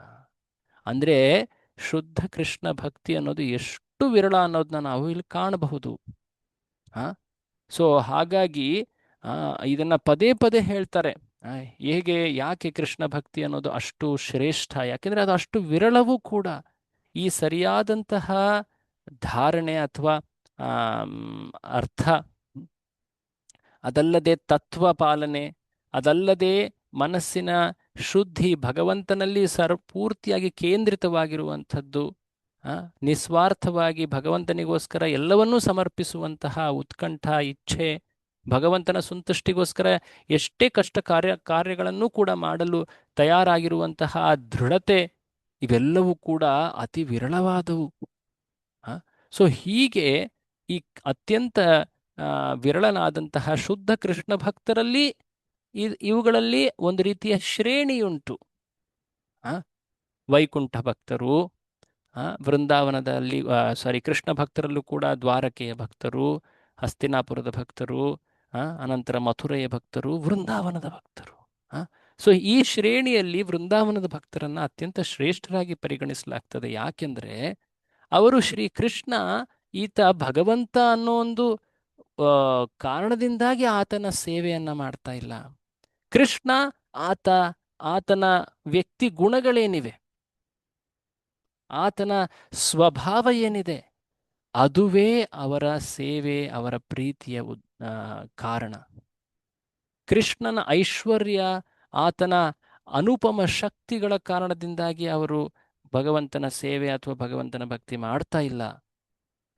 ಕೆಲವರು ಇನ್ನೊಬ್ಬರ ಶಕ್ತಿಯನ್ನ, ಅವರ ಪ್ರಭಾವವನ್ನ, ಅವರಲ್ಲಿರುವಂತಹ ಭೌತಿಕ ಸಂಪತ್ತನ್ನ ಕಂಡು ಅವರ ಜೊತೆ ಗೆಳೆತನ ಬೆಳೆಸಲಿಕ್ಕೆ ಬರ್ತಾರೆ. ಏನೋ ಒಂದನ್ನ ತಾವು ಕೂಡ ಪ್ರತಿಫಲದಲ್ಲಿ ಪಡಿತೀವಿ ಅನ್ನೋ ಉದ್ದೇಶದಿಂದ ಅವರು ಆ ರೀತಿ ಗೆಳೆತನಕ್ಕೆ ಮುಂದೆ ಬರ್ತಾರೆ. ಆದರೆ ನಿಜವಾದ ಗೆಳೆತನ ಅಂದರೆ ಆ ವ್ಯಕ್ತಿಯನ್ನ ಗೌರವಿಸಿ, ಆತನ ನಿಜ ಗುಣಗಳಿಗೆ ಆಕರ್ಷಿತರಾಗಿ ಆತನ ಸೇವೆಯನ್ನ ಮಾಡೋದಲ್ವಾ. ಹಾಗೆಯೇ ಈ ವೃಂದಾವನದ ಭಕ್ತರೇನಿದ್ದಾರೆ, ಇವರು ಶ್ರೀಕೃಷ್ಣನ ಐಶ್ವರ್ಯದ ಕಾರಣ, ಆತನ ಆ ಭಗವತ್ತತೆಯ ಕಾರಣದಿಂದಾಗಿ ಭಕ್ತಿ ಮಾಡ್ತಾ ಇಲ್ಲ. ಆತರು ಶ್ರೀಕೃಷ್ಣನ ಆ ಸುಂದರ, ಮನಮೋಹಕ, ಆಕರ್ಷಕ ವ್ಯಕ್ತಿತ್ವದ ಕಾರಣದಿಂದಾಗಿ ಅವರು ಅಷ್ಟು ಆಕರ್ಷಿತರಾಗಿ ಸೇವೆಯನ್ನ ಮಾಡ್ತಾ ಇದ್ದಾರೆ. ಹಾಗಾಗಿ ಕೃಷ್ಣ ಅವರನ್ನ ಅತ್ಯಂತ ಪ್ರಿಯರಾಗಿ ಕಾಣ್ತಾನೆ. ಈಗ ಇಲ್ಲಿ ಈ ಉದ್ಧವನನ್ನ ಆತ ಕರೆದು ತನ್ನ ಅತ್ಯಂತ ಪ್ರಿಯ ಭಕ್ತರಾದಂತಹ ವೃಂದಾವನದ ಭಕ್ತರ ಸಾಂತ್ವನಕ್ಕೋಸ್ಕರ ಆ ಉದ್ಧವನನ್ನ ಕಳುಹಿಸ್ತಾ ಇದ್ದಾನೆ ಈ ಕೃಷ್ಣ. ನೋಡಿ, ಈಗ ಬಹಳ ವಿಶೇಷವಾದಂತಹ ಅಂಶಗಳು ಬರ್ತವೆ. ಉದ್ಧವನನ್ನ ಈಗ ವೃಂದಾವನಕ್ಕೆ ಕಳುಹಿಸ್ತಾ ಇದ್ದಾನೆ ಶ್ರೀಕೃಷ್ಣ. ಅನೇಕ ತಿಂಗಳುಗಳಿಂದ ಕೃಷ್ಣ ಈಗ ವೃಂದಾವನದಲ್ಲಿ ಇಲ್ಲ, ಪ್ರಕಟ ರೂಪದಲ್ಲಿ. ಹಾಗಾಗಿ ವೃಂದಾವನದ ಭಕ್ತರಿಗೆ ಅತ್ಯಂತ ವಿರಕ್ತಿ. ಎಲ್ಲಿ ಕೃಷ್ಣನಿಲ್ಲವೋ, ಕೃಷ್ಣ ಸೇವೆ ಇಲ್ಲವೋ, ಅಲ್ಲಿ ಭಕ್ತ ಯಾವುದೇ ಒಂದು ಆಸಕ್ತಿಯನ್ನ ತೋರಿಸೋದಿಲ್ಲ. ಇದು ಸಾಮಾನ್ಯ ಭಕ್ತರಲ್ಲೇ ಕಾಣುತ್ತೆ, ವೃಂದಾವನದ ಭಕ್ತರಲ್ಲಿ ಎಷ್ಟರ ಮಟ್ಟಿಗೆ ಕಾಣ್ತಾ ಇರಬಹುದು ಇದು. ಹಾಗಾಗಿ ಹೇಳಬೇಕಂದ್ರೆ ಕೃಷ್ಣ ಅಲ್ಲಿ ಈ ಯಾವ ದಿನ ಆತ ವೃಂದಾವನವನ್ನು ತೊರೆದು ಹೋದನೋ ಆ ದಿನದಿಂದ ವಿಶೇಷವಾಗಿ ನಂದಗ್ರಾಮ, ವೃಂದಾವನದಲ್ಲಿ ಯಾರೂ ಕೂಡ ಆಹಾರವನ್ನೇ ಸೇವಿಸಲಿಲ್ಲ, ಆಹಾರವನ್ನ ತಯಾರೇ ಮಾಡಲಿಲ್ಲ. ಪಕ್ಕದ ಹಳ್ಳಿಯ ಜನರು ಆ ನಂದಗ್ರಾಮಕ್ಕೆ, ವೃಂದಾವನಕ್ಕೆ ಹಾಲು, ಮೊಸರು, ಮಜ್ಜಿಗೆಗಳನ್ನ ತರ್ತಾ ಇದ್ರು ಅವರಿಗೋಸ್ಕರ ಪೋಷಣೆಗೆ ಅಂತ ಹೇಳಿ. ಕೃಷ್ಣನ ವಿರಹದಲ್ಲಿ ಅವರಿಗೆ ಯಾವುದೇ ಕಾರ್ಯವನ್ನು ಮಾಡಲಿಕ್ಕೆ ಆಸಕ್ತಿ ಇಲ್ಲ. ಕೆಲವು ಭಕ್ತರಂತೂ ನಿರಂತರವಾಗಿ ಕೃಷ್ಣನ ವಿರಹದಲ್ಲಿ ಚಿಂತನೆಯಲ್ಲಿ ಅಳ್ತಾ ಇದ್ದಾರೆ, ಆ ಗಾಢ ಚಿಂತನೆಯಲ್ಲಿ ಮಗ್ನರಾಗಿದ್ದಾರೆ. ಆದರೆ ಈಗ ಉದ್ಧವ ವೃಂದಾವನದ ಬಳಿ ಬರ್ತಾ ಇದ್ದಾನೆ. ಕೃಷ್ಣನ ಇಚ್ಛೆಯಂತೆ ಯೋಗಮಾಯೆ ಕೃಷ್ಣನಿಗೆ ಅಲ್ಲಿ ವೃಂದಾವನದ ಒಂದು ವಿಶೇಷ ದರ್ಶನವನ್ನು ನೀಡುತ್ತೆ. ಯಾವಾಗ ಕೃಷ್ಣ ವೃಂದಾವನದಲ್ಲಿ ಪ್ರಕಟ ರೂಪದಲ್ಲಿ ಇದ್ದನೋ ಆಗ ವೃಂದಾವನ ಹೇಗೆ ಕಂಗೊಳಿಸ್ತಾ ಇತ್ತು, ಆ ದರ್ಶನವನ್ನ ಈಗ ಉದ್ಧವ ಕಾಣ್ತಾ ಇದ್ದಾನೆ. ಅದಾದ ಮೇಲೆ ಸ್ವಲ್ಪ ಸಮಯದ ನಂತರ ಕೃಷ್ಣನ ಅನುಪಸ್ಥಿತಿಯಲ್ಲಿ ವೃಂದಾವನ ಹೇಗಿದೆ ಅನ್ನೋದು ಆತ ಕಾಣ್ತಾನೆ. ಕೃಷ್ಣ ತನ್ನ ಇಚ್ಛೆ ಯೋಗಮಾಯೆಯ ಪ್ರಭಾವವನ್ನು ಇಲ್ಲಿ ತೋರಿಸ್ತಾನೆ. ಈಗ ವೃಂದಾವನಕ್ಕೆ ಈಗ ತಲುಪುತ್ತಾ ಇರುವಂತಹ ಈ ನಮ್ಮ ಉದ್ಧವನಿಗೆ ವೃಂದಾವನ, ಕೃಷ್ಣನಿರುವ ವೃಂದಾವನ ಹೇಗೆ ಕಂಗೊಳಿಸ್ತಾ ಇತ್ತು ಅನ್ನೋದಿಲ್ಲಿ ನಾವು ಕಾಣ್ತೀವಿ. ಹೇಗಿತ್ತು ಅದು? ಎಲ್ಲೆಡೆ ಹಸುಗಳು, ಅಲ್ಲಿರುವಂತಹ ಅನೇಕ ಪ್ರಾಣಿಗಳ ಶಬ್ದ, ಅಂಬಾ ಅಂತ ಹೇಳಿ ಹಸು ಕರುಗಳ ಸದ್ದು, ಅಲ್ಲಿ ಹಾಲನ್ನು ಕರಿತಾ ಇರುವಂತಹ ಗದ್ದಲ, ಕರುಗಳು, ಅಲ್ಲಿ ಅನೇಕ ರೀತಿಯ ಪ್ರಾಣಿಗಳು. ಅದಲ್ಲದೆ ಅಲ್ಲಿ ಆ ವೃಂದಾವನದ ಬಾಲಕರು ಪಿಳ್ಳಂಗೋವಿನ ಊದ್ತಾ ಇರೋದು, ಬಾಸುರಿ, ಕೃಷ್ಣ ಬಲರಾಮರ ಲೀಲೆಗಳ ಕುರಿತಾಗಿ ಅಲ್ಲಿರುವಂತಹ ಆ ಸ್ತ್ರೀಯರು ಅನೇಕ ಸುಂದರವಾದಂತಹ ಪದ್ಯಗಳನ್ನು ರಚಿಸಿದ್ದಾರೆ, ಅದನ್ನು ಹಾಡ್ತಾ ಇದ್ದಾರೆ. ಅದು ಅತ್ಯಂತ ಸುಶೋಭಮಾನವಾಗಿ ಕಾಣ್ತಾ ಇದೆ ವೃಂದಾವನ. ಅದನ್ನ ಈಗ ಉದ್ಧವ ಕಾಣ್ತಾ ಇದ್ದಾನೆ. ಎಷ್ಟು ಹರ್ಷಿತನಾಗ್ತಾನೆ ಆತ. ಅಲ್ಲಿ ವೃಂದಾವನದ ಮುಖ್ಯ ಭವನವಾದಂತಹ ನಂದ ಭವನದ ಬಳಿ ಬರ್ತಾನೆ. ನಂದ ಭವನದ ಬಳಿ ಬಂದಾಗ ಅಲ್ಲಿ ನಂದ ಮಹಾರಾಜ ಆತನನ್ನ ಸ್ವೀಕರಿಸ್ತಾನೆ, ಆತನ ಆತಿಥ್ಯವನ್ನ ಮಾಡ್ತಾನೆ, ಆತನನ್ನ ಅಪ್ಪಿಕೊಳ್ತಾನೆ. ಓ, ಮಥುರೆಯಿಂದ ಬಂದಿದ್ದೀಯ ಉದ್ಧವ, ಬಾ ಬಾ ಅಂತ ಹೇಳಿ ಆತನನ್ನ ಸತ್ಕಾರ ಮಾಡ್ತಾನೆ. ಆತನ ಸೇವಕರಿಂದ ಕಡೆಯಿಂದ ಆ ಉದ್ಧವನ ಪಾದ ಪೂಜೆಯೂ ಕೂಡ ನೆರವೇರುತ್ತೆ. ಅಲ್ಲಿ ಆ ಆತಿಥ್ಯವನ್ನೆಲ್ಲ ಸ್ವೀಕರಿಸ್ತಾನೆ. ಉದ್ಧವ ಬರೋನಿದ್ದಾನೆ ಅನ್ನೋದನ್ನ ತಿಳಿದು ಹತ್ತಿರದ ಹಳ್ಳಿಯ ಒಬ್ಬ ಬ್ರಾಹ್ಮಣ ಆ ದಿನ ಒಂದು ವಿಶೇಷವಾದಂತಹ ಹಾಲಿನ ಪಾಯಸವನ್ನ ತಂದ. ಆ ಪಾಯಸವನ್ನ ಆ ಉದ್ಧವನಿಗೆ ನೀಡಲಾಯಿತು. ನಂದ ಮಹಾರಾಜ ಆ ಉದ್ಧವನ ಆತಿಥ್ಯವನ್ನ ಮಾಡಿದ. ಆಗ ಸ್ವಲ್ಪ ವಿಶ್ರಾಂತಿ ಪಡೆದಂತಹ ಉದ್ಧವನಿಗೆ ನಂದ ಮಹಾರಾಜ ಪ್ರಶ್ನೆ ಕೇಳ್ತಾನೆ. ಬಹಳ ಇಂಟ್ರೆಸ್ಟಿಂಗ್ ಪ್ರಶ್ನೆಗಳಿವು. ನಂದ ಮಹಾರಾಜ ತಕ್ಷಣವೇ ಕೃಷ್ಣನ ಕುರಿತಾಗಿ ಕೇಳಿಬಿಟ್ರೆ ಆತ ಮುಂದೆ ಮಾತಾಡ್ಲಿಕ್ಕೆ ಆಗೋದಿಲ್ಲ. ಯಾಕೆಂದ್ರೆ ಕೃಷ್ಣನ ಸಾಕ್ಷಾತ್ ಪದದ ಉಚ್ಚಾರ ಆತನನ್ನ ಗಾಢ ಸ್ಮರಣೆಯಲ್ಲಿ ತಲ್ಲೀನವಾಗಿಸ್ತದೆ ಅನ್ನೋದು ತಿಳಿದು ಆತ ಈಗ ಮೊದಲನೇದಾಗಿ ವಸುದೇವನ ಕುರಿತಾಗಿ ಕೇಳ್ತಾ ಇದ್ದಾನೆ. ಇನ್ನಿತರ ತನ್ನ ಪರಿವಾರದ ಬಂಧುಗಳ ಬಗ್ಗೆ ಕೇಳ್ತಾ ಇದ್ದಾನೆ. ಹೇಗಿದ್ದಾನೆ ಈಗ ಆ ಶೂರಸೇನನ ಮಗ ವಸುದೇವ? ಎಷ್ಟು ವರ್ಷಗಳಿಂದ ಆತ ಕಾರಾಗೃಹದಲ್ಲಿದ್ನಲ್ವಾ? ಈಗ ಕಂಸನ ವಧೆಯಾಗಿದೆ. ಹಾಗಾಗಿ ಈಗ ಸುಖವಾಗಿರ್ಬೇಕಲ್ವೇ? ಆ ಕಂಸ ಎಂತ ದೊಡ್ಡ ದುಷ್ಟ! ಆತನ ಪಾಪ ಕಾರ್ಯಗಳೇ ಆತನನ್ನ ಕೊಂದವು. ಎಲ್ಲ ತನ್ನ ಸಹೋದರರು ಕೂಡ ಅವನ ಕಾರ್ಯದಲ್ಲಿ ಅವರು ಕೂಡ ಭಾಗಿಯಾಗಿದ್ದವರು, ಅವರು ಕೂಡ ಕೊಲ್ಲಲ್ಪಟ್ಟರು. ಸೊ ಹೀಗೆ ಕೃಷ್ಣ ನಂದ ಮಹಾರಾಜ ಮೊದಲನೇದಾಗಿ ಆ ವೃಷ್ಣಿ ವಂಶದವರ ಯೋಗಕ್ಷೇಮವನ್ನು ವಿಚಾರಿಸ್ತಾ ಇದ್ದಾನೆ. ಇದಾದ ಮೇಲೆ ಈಗ ಆತ ಕೃಷ್ಣನ ಕುರಿತಾಗಿ ಕೇಳಲಿಕ್ಕೆ ಪ್ರಾರಂಭ ಮಾಡ್ತಾನೆ. ತುಂಬಾ ವಿಶೇಷವಾದಂತಹ ಪದಗಳನ್ನು ಬಳಸ್ತಾನೆ. ಕೃಷ್ಣ, ಆ ಕೃಷ್ಣ ನಮ್ಮನ್ನ, ಅವನ ತಂದೆ ತಾಯಿಯನ್ನ, ಅವನ ಸ್ನೇಹಿತರನ್ನ, ಆತ ತನ್ನ ಹಿತೈಷಿಗಳು, ತನ್ನ ಹಸುಗಳು, ತನ್ನ ಈ ಗೋಪಿಯರನ್ನ ನೆನೆಸ್ಕೊಳ್ತಾ ಇದ್ದಾನ. ಅವನು ನಮ್ಮನ್ನ ಸ್ಮರಣೆ ಮಾಡ್ತಾನ. ಏನು ಉದ್ಧವ, ಅವರಿಗೆ ನನ್ನ ನೆನಪಿದ್ಯಾ ಅಂತ ಕೇಳ್ತಾ ಇದ್ದಾನೆ ಈ ನಂದ ಮಹಾರಾಜ. ಆತ ಹೇಳಿದ್ದ ನಮಗೆ ಬೇಗನೆ ಬರ್ತೀನಿ ಅಂತ. ಅನೇಕ ತಿಂಗಳುಗಳಾಗಿವೆ, ಅವನು ಬರ್ತಾನ? ಆಯಾಸಯತಿ ಅಂತ ಹೇಳಿದ್ದ, ಆದ್ರೆ ಅವನು ನಿಜವಾಗ್ಲೂ ವಾಪಸ್ ಮರಳ್ತಾನ? ಇದನ್ನ ತುಂಬಾ ಪದೇ ಪದೇ ನಂದ ಮಹಾರಾಜರು ಕೇಳ್ತಾರೆ. ಉದ್ಧವ ಅಲ್ಲಿ ಬಂದಿರೋದೇ ಆ ಆಶ್ವಾಸನೆಯನ್ನ ನೀಡ್ಲಿಕ್ಕೆ. ನಿಜವಾಗಿಯೂ ಕೃಷ್ಣ ಬರ್ತಾನೆ, ಹ? ಬಂದೇ ಬರ್ತಾನೆ. ಆಗ ನಂದ ಮಹಾರಾಜ ಹೇಳ್ತಾನೆ, ನಾನು ಅವನನ್ನ ನೋಡ್ಲಿಕ್ಕೆ ಅಂತಾನೆ ಹಾತೊರಿತಾ ಇದ್ದೀನಿ. ಹ? ನಮಗೆ ಯಾವ ಇಚ್ಛೆಯೂ ಇಲ್ಲ ಜೀವನ ನಡೆಸಲಿಕ್ಕೆ. ಇವತ್ತು ಬರ್ತಾನೆ, ನಾಳೆ ಬರ್ತಾನೆ ಅಂತ ಹೇಳಿ ನಾವು ಕಾಯ್ತಾ ಇದ್ದೀವಿ. ಹ? ಕೃಷ್ಣನಿಲ್ಲದೆ ನಾವು ಪ್ರಾಣರಹಿತರಂತಾಗಿದ್ದೀವಿ. ಯಾಕೆ ಹೀಗೆ ಹೇಳ್ತೀಯ ನಂದ ಮಹಾರಾಜ? ಗೋವಿಂದ ಆತ ಖಚಿತವಾಗಿ ಬರ್ತಾನೆ. ಹ? ಯಾವಾಗ ಬರ್ತಾನೆ, ಯಾವಾಗ ಬರ್ತಾನೆ ಅಂತ ಹೇಳಿ ಇಲ್ಲಿ ನಂದ ಮಹಾರಾಜ ಪ್ರಶ್ನಿಸ್ತಾನೆ. ಒಮ್ಮೆ ಆದ್ರೂ ಬರ್ತಾನ? ಅವನು ಬಂದ್ರೆ ಆತನ ಸುಂದರ ಮುಖ, ಆ ದರ್ಶನ, ಆತನ ಆ ಸುಂದರ ಮಂದಹಾಸ, ಆ? ಆತನನ್ನು ನೋಡುವಂತಹ ಭಾಗ್ಯವನ್ನು ನಾವು ಪುನರ್ ಪಡೆಯುತ್ತೇವಾ? ಆ? ಆ ಪ್ರಶ್ನೆಯನ್ನ ಇಲ್ಲಿ ಪದೇ ಪದೇ ಕೇಳ್ತಾನೆ. ನೋಡಿ, ಇಲ್ಲಿ ನಂದ ಮಹಾರಾಜ ಆತ ಕೃಷ್ಣನ ದರ್ಶನವನ್ನ ಯಾಕೆ ಬಯಸ್ತಾ ಇದ್ದಾನೆ? ಯಾಕೆಂದ್ರೆ ಆತನಿಗೆ ಗೊತ್ತು, ಇದು ಎಲ್ಲ ವೃಂದಾವನದ ಭಕ್ತರ ಸಂದರ್ಭದಲ್ಲಿ ಇದು ಅನ್ವಯವಾಗ್ತದೆ. ಏನಂದ್ರೆ, ಪ್ರತಿಯೊಬ್ಬ ವೃಂದಾವನದ ಭಕ್ತರು ಕೂಡ ಅವರೆಲ್ಲರೂ ಕೃಷ್ಣನ ಸಂತುಷ್ಟಿಯನ್ನ ಆಕಾಂಕ್ಷಿಸ್ತಾರೆ.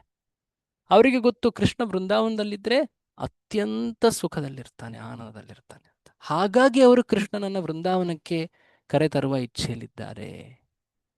ಮಥುರೆಯಲ್ಲಿ ಆತ ರಾಜನಾಗಿದ್ದಾನೆ, ಬಟ್ ಆದರೂ ಕೂಡ ಆತ ಸ್ಫೂರ್ತಿಯಾಗಿ ಸಂತುಷ್ಟನಾಗಿಲ್ಲ.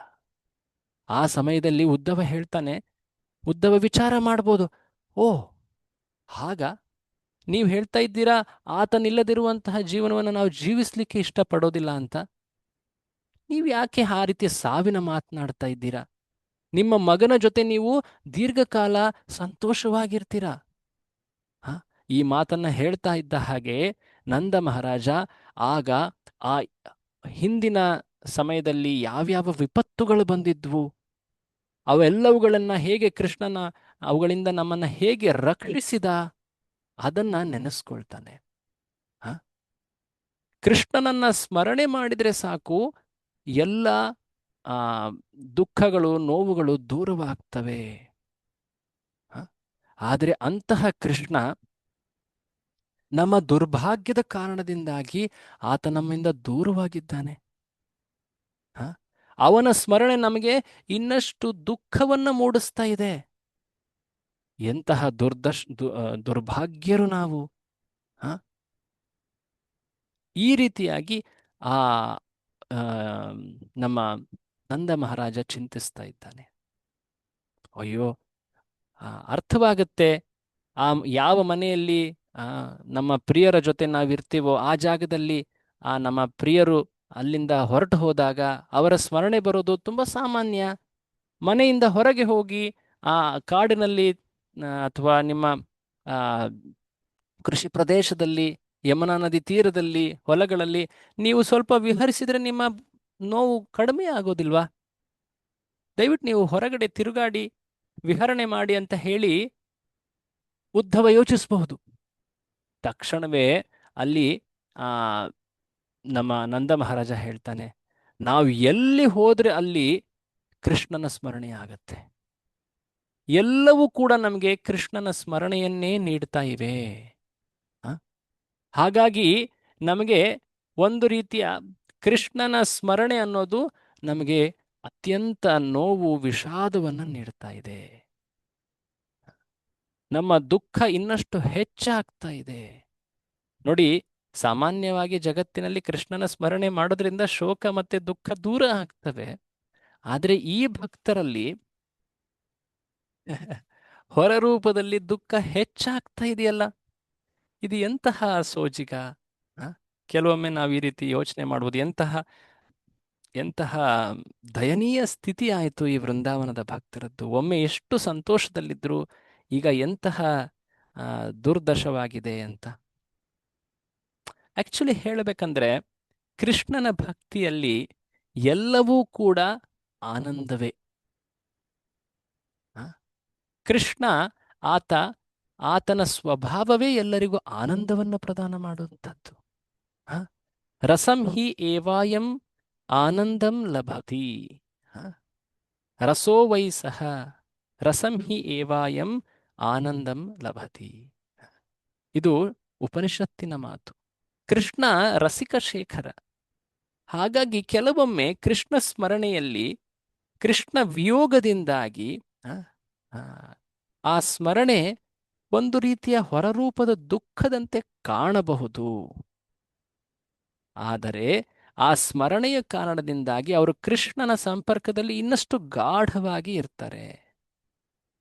ಆಕ್ಚುಲಿ ಹೇಳ್ಬೇಕಂದ್ರೆ ಕೃಷ್ಣ ಭಕ್ತ ಎಂದೂ ಕೂಡ ಕೃಷ್ಣನಿಂದ ದೂರವಾಗೋದೇ ಇಲ್ಲ. ಏಕೆಂದರೆ ಕೃಷ್ಣ ಪರಮಾತ್ಮ ರೂಪದಲ್ಲಿ ಪ್ರತಿಯೊಬ್ಬರ ಹೃದಯದಲ್ಲಿದ್ದಾನೆ. ವಿಶೇಷವಾಗಿ ಭಕ್ತರ ಹೃದಯದಲ್ಲಿ ಆತ ಅತ್ಯಂತ ಜಾಗೃತನಾಗಿ ಅವರ ಪ್ರತಿಯೊಂದು ಇಚ್ಛೆಯನ್ನು ಕೂಡ ಆತ ಗ್ರಹಿಸ್ತಾ ಇರ್ತಾನೆ. ಅವರ ಆಲೋಚನೆಗಳು ಏನಿವೆ, ಆ ಶುದ್ಧ ಭಕ್ತಿಯ ಅರ್ಪಣೆಗಳೇನಿವೆ, ಆ ಯೋಚನೆಗಳು ಏನಿವೆ, ಅವುಗಳನ್ನು ಅವನು ಆಸ್ವಾದಿಸ್ತಾ ಇರ್ತಾನೆ. ಹಾಗಾಗಿ ಎಂದೂ ಕೂಡ ಭಕ್ತರು ಕೃಷ್ಣನಿಂದ ದೂರವಾಗೋ ಸಾಧ್ಯತೆಯೇ ಇಲ್ಲ. ಇದನ್ನ ಭಗವದ್ಗೀತೆಯಲ್ಲಿಯೇ ಕೃಷ್ಣ ಹೇಳಿದ್ದಾನೆ. ಏನದು, ಯೋ ಮಾಂ ಪಶ್ಯತಿ ಸರ್ವತ್ರ ಸರ್ವಂ ಚ ಮಯಿ ಪಶ್ಯತಿ. ಯಾರು ನನ್ನನ್ನು ಎಲ್ಲೆಡೆ ನೋಡ್ತಾರೋ, ಎಲ್ಲವನ್ನೂ ನನ್ನಲ್ಲಿ ನೋಡ್ತಾರೋ, ಅವರು ನನ್ನಿಂದ ಎಂದೂ ಕಳೆದು ಹೋಗೋದಿಲ್ಲ. ನಾನು ಕೂಡ ಅವರಿಂದ ಎಂದೂ ನಾನು ಅವರಿಂದ ದೂರವಾಗೋದಿಲ್ಲ. ನಾನು ಯಾವಾಗಲೂ ಕೂಡ ಅವರ ಬಳಿಯೇ ಇರ್ತೀನಿ ಅಂತ ಕೃಷ್ಣ ಭಗವದ್ಗೀತೆಯಲ್ಲೇ ಹೇಳಿದ್ದಾನೆ.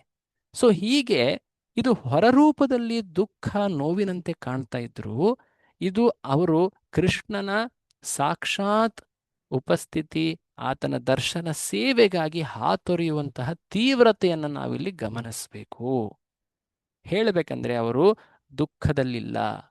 ಭೌತಿಕ ದುಃಖ ಅದನ್ನು ನಮ್ಮನ್ನ ಅಜ್ಞಾನ, ಅದು ನಮ್ಮನ್ನ ಅಂಧಕಾರದಲ್ಲಿ ಮುಳುಗಿಸ್ತದೆ. ಹತಾಶೆಯಿಂದ ವ್ಯಕ್ತಿ ಹತೋತ್ಸಾಹಿತನಾಗಿ ವ್ಯಕ್ತಿ ಜೀವಿತ ಆಶೆಯನ್ನೇ ತ್ಯಜಿಸಿ ಕೆಲವೊಮ್ಮೆ ಕೆಟ್ಟ ಕಾರ್ಯಗಳನ್ನು ಮಾಡ್ತಾನೆ.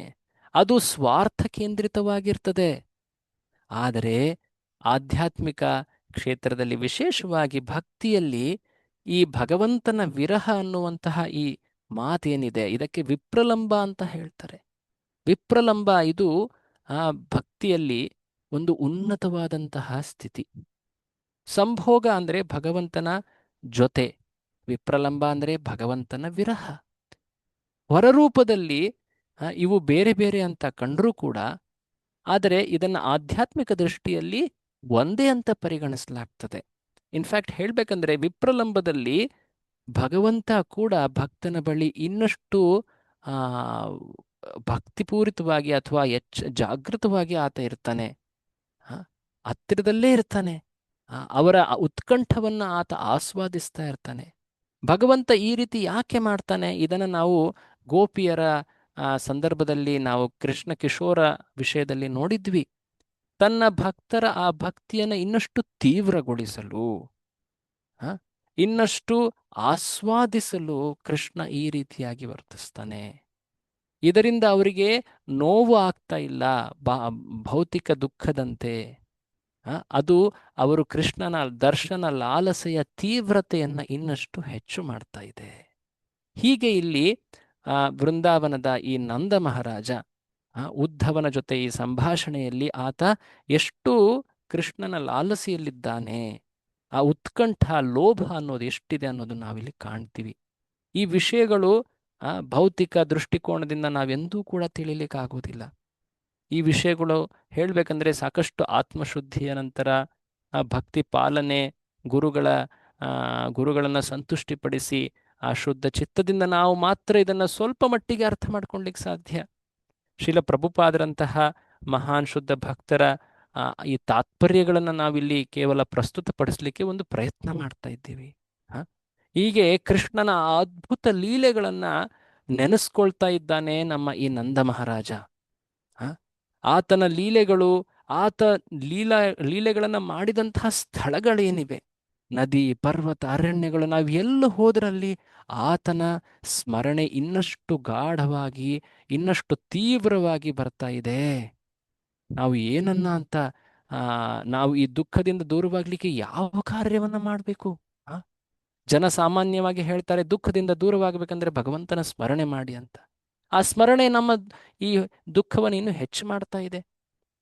ಓಕೆ, ಆ ಜಾಗವನ್ನು ಬಿಟ್ಟು ಹೊರಗಡೆ ಸ್ವಲ್ಪ ವಿಹಾರ ಮಾಡಿ ಅಂತ. ಆದರೆ ಎಲ್ಲಿ ವಿಹಾರ ಮಾಡಿದ್ರೂ ಅಲ್ಲಿ ನಮಗೆ ಭಗವಂತನ ಸ್ಮರಣೆ ಇನ್ನೂ ಹೆಚ್ಚಾಗ್ತಾ ಇದೆ. ಓ, ನನ್ನ ಅಭಿಪ್ರಾಯದಲ್ಲಿ ನನಗೆ ಅರ್ಥ ಆಗ್ತಾ ಇದೆ, ಆ ಕೃಷ್ಣ ಬಲರಾಮರೇನಿದ್ದಾರೆ ಅವರು ಸಾಮಾನ್ಯರಲ್ಲ.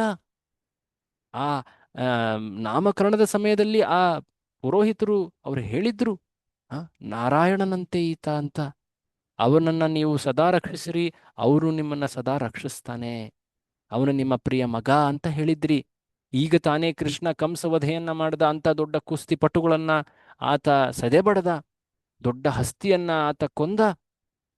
ಇದೆಲ್ಲವನ್ನ ನಾವು ಕೇಳ್ತಾ ಇದ್ರೆ, ನೋಡ್ತಾ ಇದ್ರೆ ನಮಗೆ ಆಶ್ಚರ್ಯವಾಗ್ತಾ ಇದೆ. ಕೃಷ್ಣ ಮಹಾನ್ ವ್ಯಕ್ತಿಯಾಗಿರ್ಬೇಕು. ಆ ಧನುಷನ್ನ ಆತ ಎತ್ತಿ ಮುರಿದು ಹಾಕದ.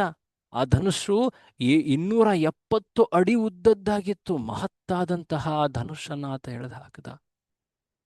ಅಂತಹ ಮಹಾಕಾರ್ಯಗಳನ್ನು ಮಾಡ್ದ. ಆದ್ರೆ ಅವನು ನಮ್ಮ ಮಗ. ಅಂತಹ ಸುಂದರ ಮನಮೋಹಕ ಆ ಪುತ್ರನಿಂದ ನಾವು ದೂರವಾಗಿದ್ದೀವಿ. ಆತನಲ್ಲಿ ಎಂತಹ ಒಳ್ಳೆಯ ಆಕರ್ಷಕ ಗುಣಗಳಿವೆ. ಈ ರೀತಿಯಾಗಿ ನಂದ ಆತ ಪ್ರತಿ ಕ್ಷಣ ಕ್ಷಣದಲ್ಲೂ ಕೃಷ್ಣನ ಆಸಕ್ತಿಯಲ್ಲಿ ಇನ್ನಷ್ಟು ಗಾಢವಾಗಿ ಹೋಗ್ತಾ ಇದ್ದಾನೆ. ಹೀಗೆ ಕೃಷ್ಣನ ಐಶ್ವರ್ಯ ಅಥವಾ ಆತನ ಮಹತ್ತತೆ, ಆತನ ಶಕ್ತಿ ಸಾಮರ್ಥ್ಯಗಳ ಲೀಲೆಗಳನ್ನು ಆತ ಸ್ಮರಿಸಿದ್ರೂ ಕೂಡ ಆತನ ಸಂಬಂಧ ಏನಿದೆ, ವಾತ್ಸಲ್ಯ ಸಂಬಂಧ ಏನಿದೆ, ಅದರಲ್ಲಿ ಸ್ವಲ್ಪವೂ ಕಡಿಮೆ ಅಥವಾ ಕ್ಷೀಣತೆ ಕಾಣಲಿಲ್ಲ. ಇದು ವೃಂದಾವನದ ಭಕ್ತರ ಒಂದು ವಿಶೇಷ ಗುಣ. ಏನದು? ಅವರು ತಮ್ಮ ಆ ಕೃಷ್ಣನ ಕುರಿತಾದಂತಹ ರಸ ಅಥವಾ ಸಂಬಂಧದಲ್ಲಿ ಅವರು ಸದಾ ಸ್ಥಿತರಿರ್ತಾರೆ. ಇದನ್ನು ನಾವು ಹಿಂದೆ ಕೂಡ ಚರ್ಚಿಸಿದ್ವಿ. ದೇವಕಿ ವಸುದೇವರ ಮುಂದೆ ಕೃಷ್ಣ ಆ ಅದ್ಭುತ ಪರಾಕ್ರಮವನ್ನು ತೋರಿಸಿದ ತಕ್ಷಣ ಅವರು ಕೈ ಜೋಡಿಸಿ ಕೃಷ್ಣನ ಮುಂದೆ ಅವರು ಪ್ರಾರ್ಥಿಸಿದರು. ಆದರೆ ಕೃಷ್ಣ ಯಾವಾಗ ವೃಂದಾವನದಲ್ಲಿ ಅಷ್ಟೊಂದು ಲೀಲೆಗಳನ್ನು ಮಾಡಿದರೂ ಕೂಡ ಅವರು ಎಂದೂ ಕೂಡ ಕೃಷ್ಣನನ್ನ ತಮ್ಮ ಮಗನಲ್ಲ ಅಂತ ಕಾಣಲೇ ಇಲ್ಲ. ನಮ್ಮ ಹಳ್ಳಿಯ ಹುಡುಗ ಅಂತ ಅವರು ಸದಾ ಭಾವಿಸಿದ್ರು. ಹೀಗೆ ಕೃಷ್ಣನ ಕುರಿತಾದಂತಹ ಅವರ ಸಂಬಂಧದಲ್ಲಿ ಕ್ಷಣವೂ ಕೂಡ ಕಿಂಚಿತ್ತೂ ಕೂಡ ಕಡಿಮೆ ಆಗಲಿಲ್ಲ. ಅವರ ಪ್ರೇಮ ಅದೊಂದು ದೊಡ್ಡ ಸಾಗರದಂತಿತ್ತು. ಅದರ ಆಳ ಎಷ್ಟಿದೆ ಅಂತ ಇಲ್ಲಿ ಹೇಳ್ತಾ ಇದ್ದಾರೆ.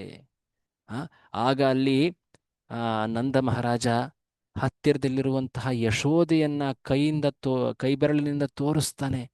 ನೋಡಲ್ಲಿ ಆ ತಾಯಿ ಯಶೋದೆ. ಆ ತಾಯಿ ಯಶೋದೆ ಒಂದು ರೀತಿ ಎಡೆ ಬಿಡದೆ ಕೃಷ್ಣನ ಸ್ಮರಣೆ, ಕೃಷ್ಣ ಯಾವ ಸಮಯದಲ್ಲಿ ವೃಂದಾವನವನ್ನು ತೊರೆದು ಹೋದ್ನೋ ಆ ಸಮಯದಿಂದ ಆಕೆ ಒಂದು ಮಾತನ್ನೂ ಆಡಲಿಲ್ಲ. ಧಾರಾಕಾರವಾಗಿ ಆಕೆ ಅಳ್ತಾ ಇದ್ದಾಳೆ. ಆಕೆ ಕಣ್ಣನ್ನು ತೆಗೆದು ನೋಡ್ಲಿಕ್ಕೂ ಆಗ್ತಾ ಇಲ್ಲ. ಯಾಕೆಂದ್ರೆ ಆ ಅಶ್ರುಭಾಷ್ಪಗಳ ಕಾರಣದಿಂದಾಗಿ ಎಲ್ಲವೂ ಮಂಜು ಮಂಜಾಗಿ ಕಾಣ್ತಾ ಇದೆ. ಆಕೆ ವಾತ್ಸಲ್ಯದ ಕಾರಣದಿಂದಾಗಿ ಸ್ತನದಿಂದ ಹಾಲು ಹರಿತಾ ಇದೆ.